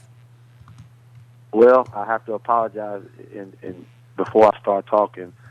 We call Andrew Drizzy. So if I say Drizzy a few times, that's a nickname. I'm big on nicknames, so I gave him a nickname when he was probably third or fourth grade, Drizzy, and it stuck. So, but yeah, I would just put it like this: halftime last night was very, very. It was way beyond nervous. You've been in those games before. Like, they know us, we know them.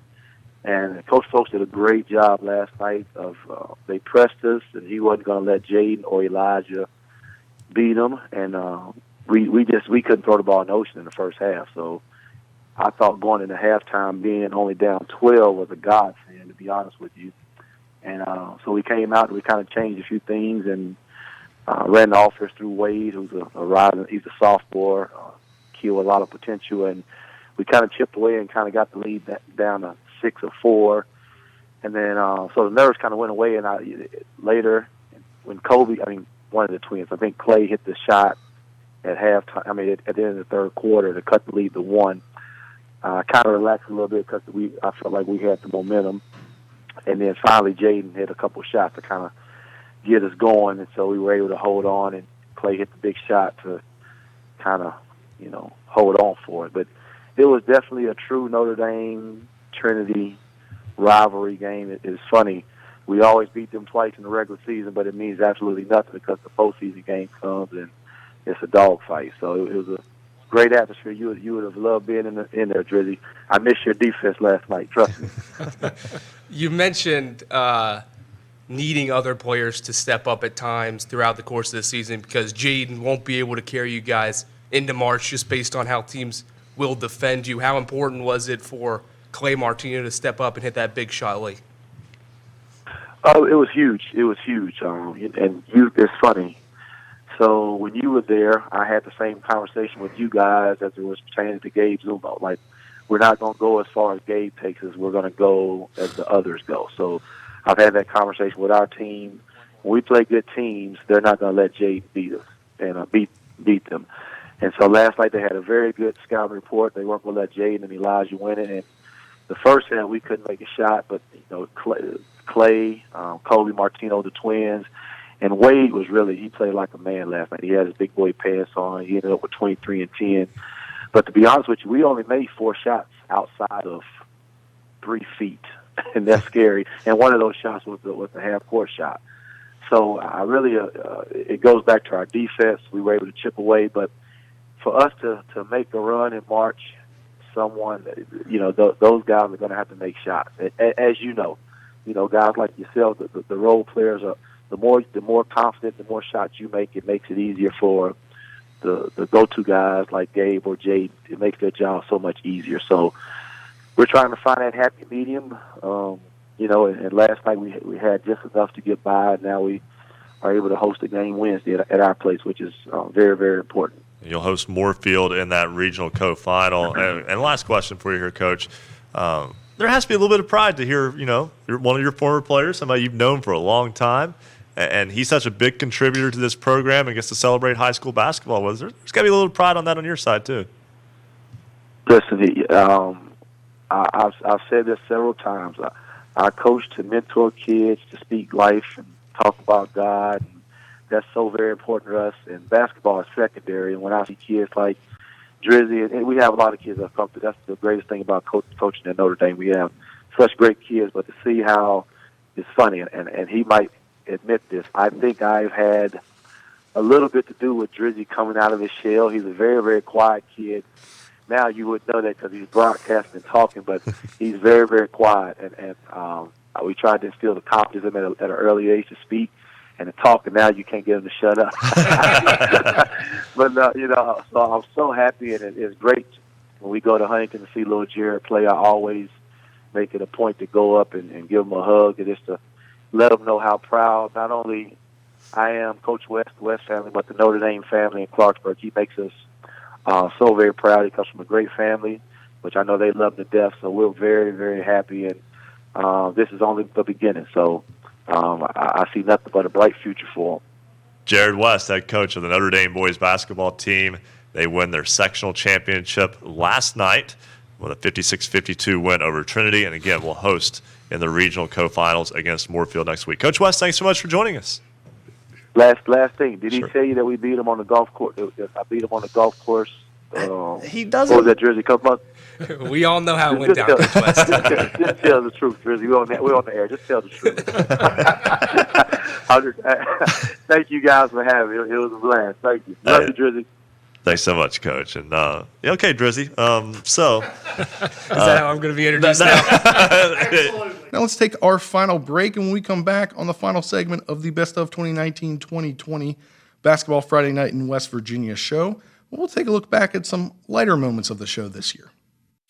Every Friday night from 9 to midnight, we're the home for high school basketball in the Mountain State. This is the Best of Basketball Friday Night in West Virginia.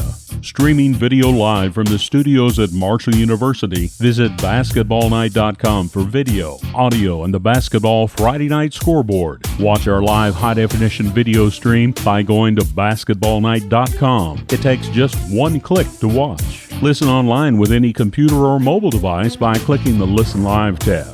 On Facebook Live, go to our Facebook page, facebook.com/Hoops Roundup. On Periscope, twitter.com/Hoops_Roundup. On cable in the Huntington region, we're on Comcast Channel 25 and Armstrong Digital Channel 204. We're on great radio stations throughout the Mountain State. Just click on our affiliates page for a station nearest you.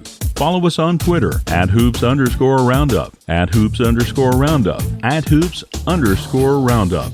Marshall University's sports journalism major offers students the opportunity to develop skills in the exciting areas of print, public relations, or broadcasting. Our curriculum features terrific skill-based courses and prioritizes hands-on experiences that not only expose the students' work to the public, but also to sports journalism professionals who are often willing to provide crucial feedback. Marshall sports journalism majors cover our 15 varsity teams in any media format, including text, online, photo, radio, or video. Hands-on, real-life experiences come through Marshall's student-powered media, the Parthenon, WMUL Radio, and MUTV, as well as communications campaigns and off-campus internships. The Marshall University School of Journalism and Mass Communications is ready and eager to help you start your sports journalism career. Learn more at marshall.edu/SOJMC.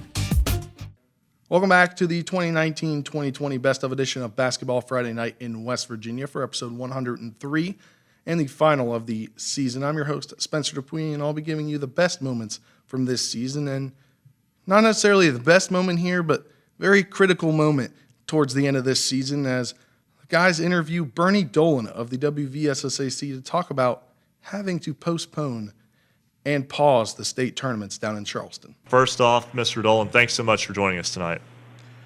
Oh, certainly. Appreciate it. Glad to have the opportunity, and appreciate what you guys do each and every week.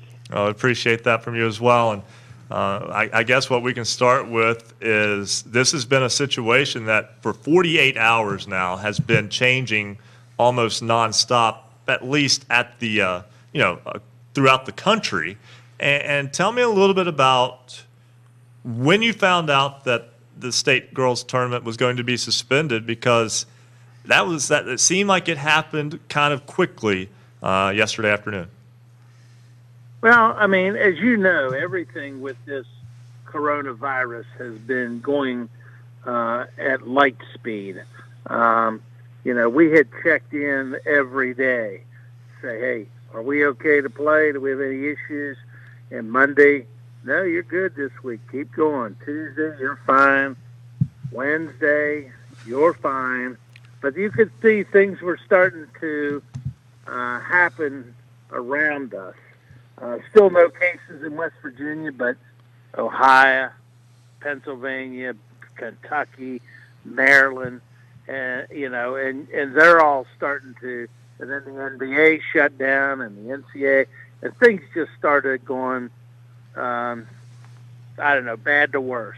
And you just weren't sure. And then I got a call probably around 12 o'clock or so, and at that point, I was, requested to come to the governor's office for a quick meeting, and it may have been a little bit later than that because,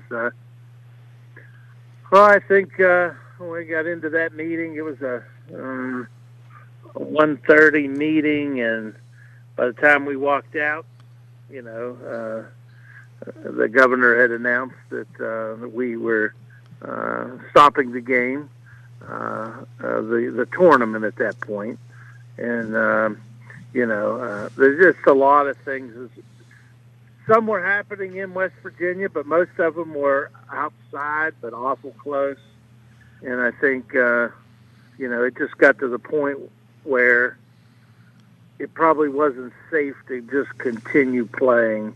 At the speed this was going, we weren't going to play for another 4 more hours. 3 more hours, and then again throughout until about 10:30. So, in the lifespan of this emergency, 6, 7, 8 hours is like a year. I mean, it's just rolling by very quickly.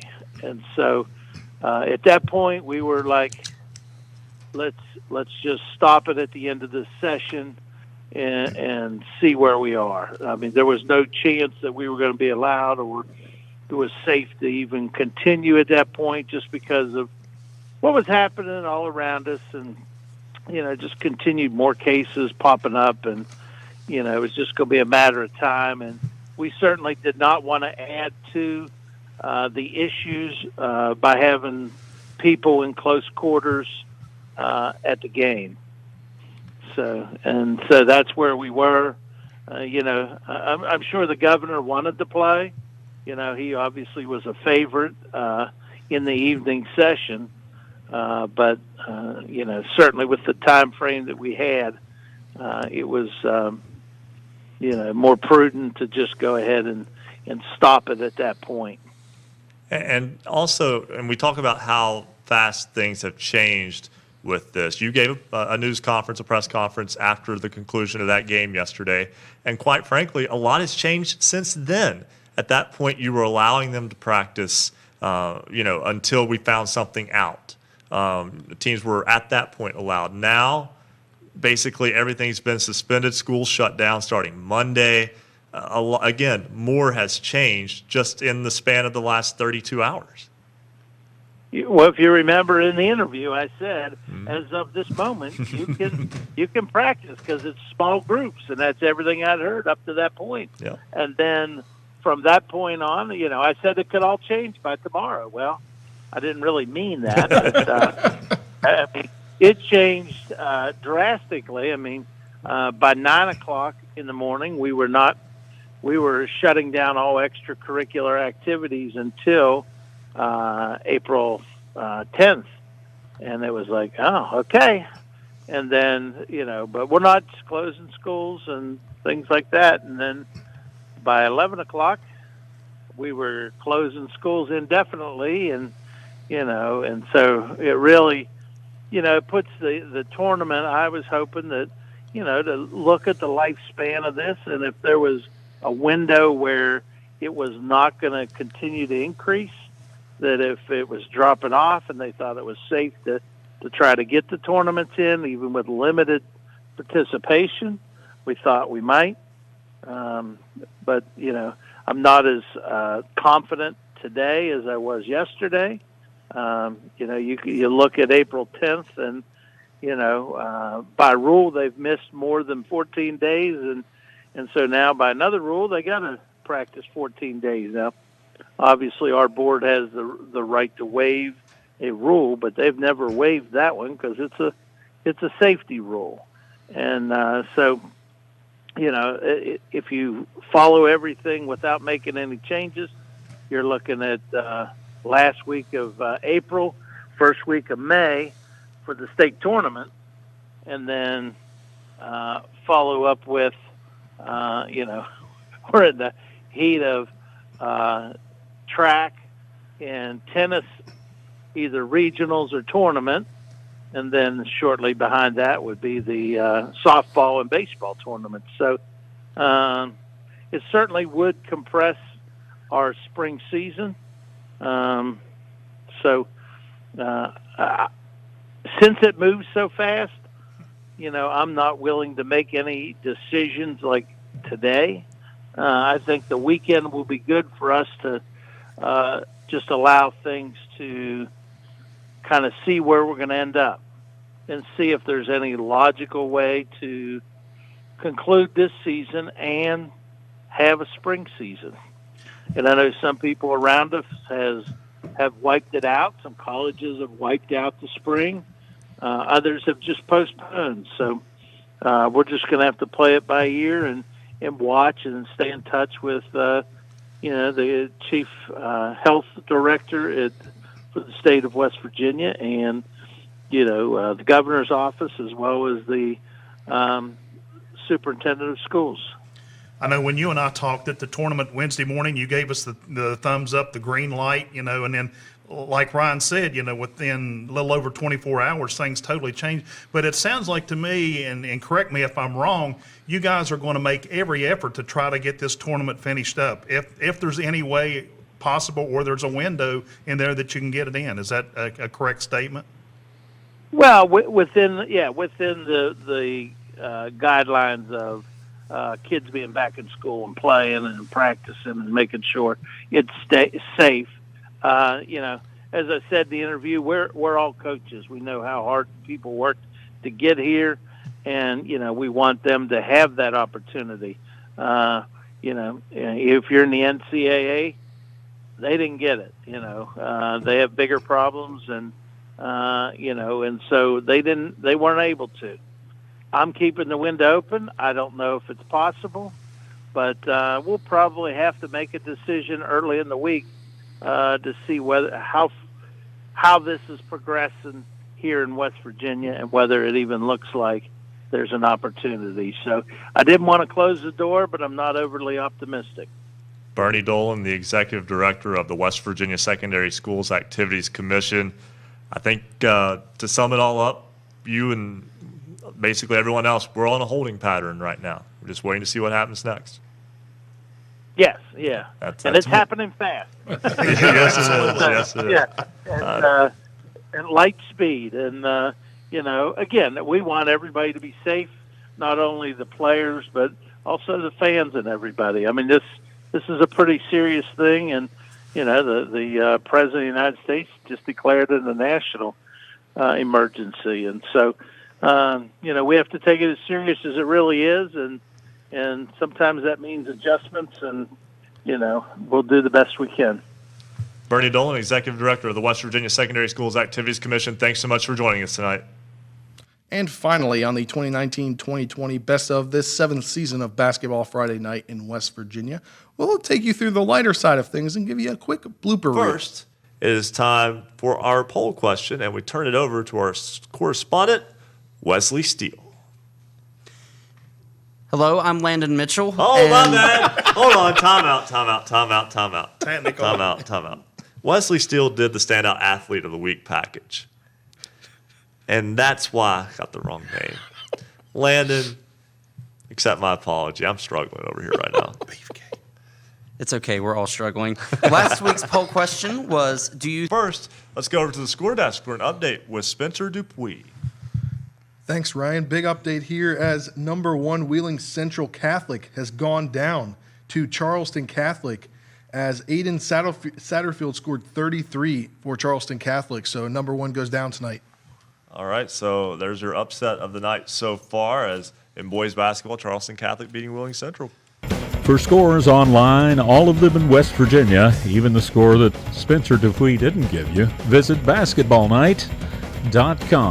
Oh, you guys don't understand what's happening in the studio right now. I thought I had a big dinner earlier. I think it was just an appetizer. Now they're taunting us with I the know. food. This is terrible. Right? It's 11:30 on this Basketball Friday Night in West Virginia.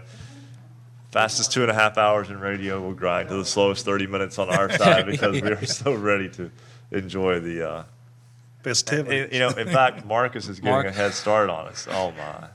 Oh my. I've got to do a show with We're going to have to put up a curtain back there. I see cupcakes. Hey, Marcus, how is it? You're over at the score desk. How is it? You're missing out, Ryan. Oh, my goodness.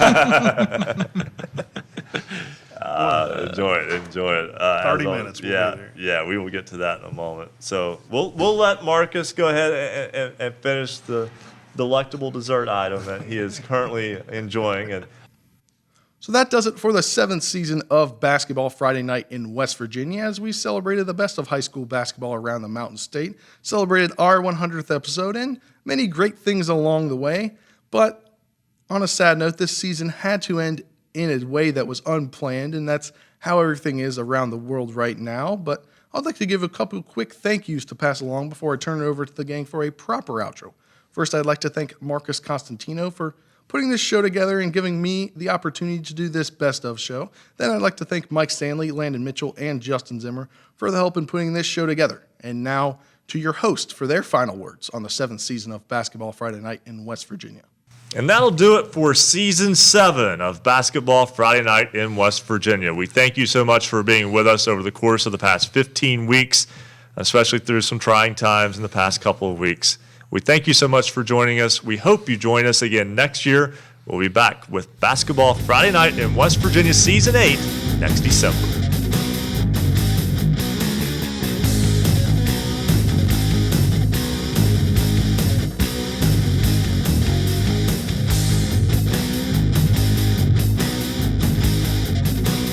Thank you for listening to Basketball Friday Night in West Virginia. Tune in next Friday for the latest high school basketball action from across the Mountain State. Visit basketballnight.com for our show archives, the poll question of the week, and the basketballnight.com scoreboard. Until next time, have a great weekend, and thank you for listening to Basketball Friday Night in West Virginia. The preceding broadcast was a presentation of the Fast Break Sports Network. Copyright 2020. All rights reserved.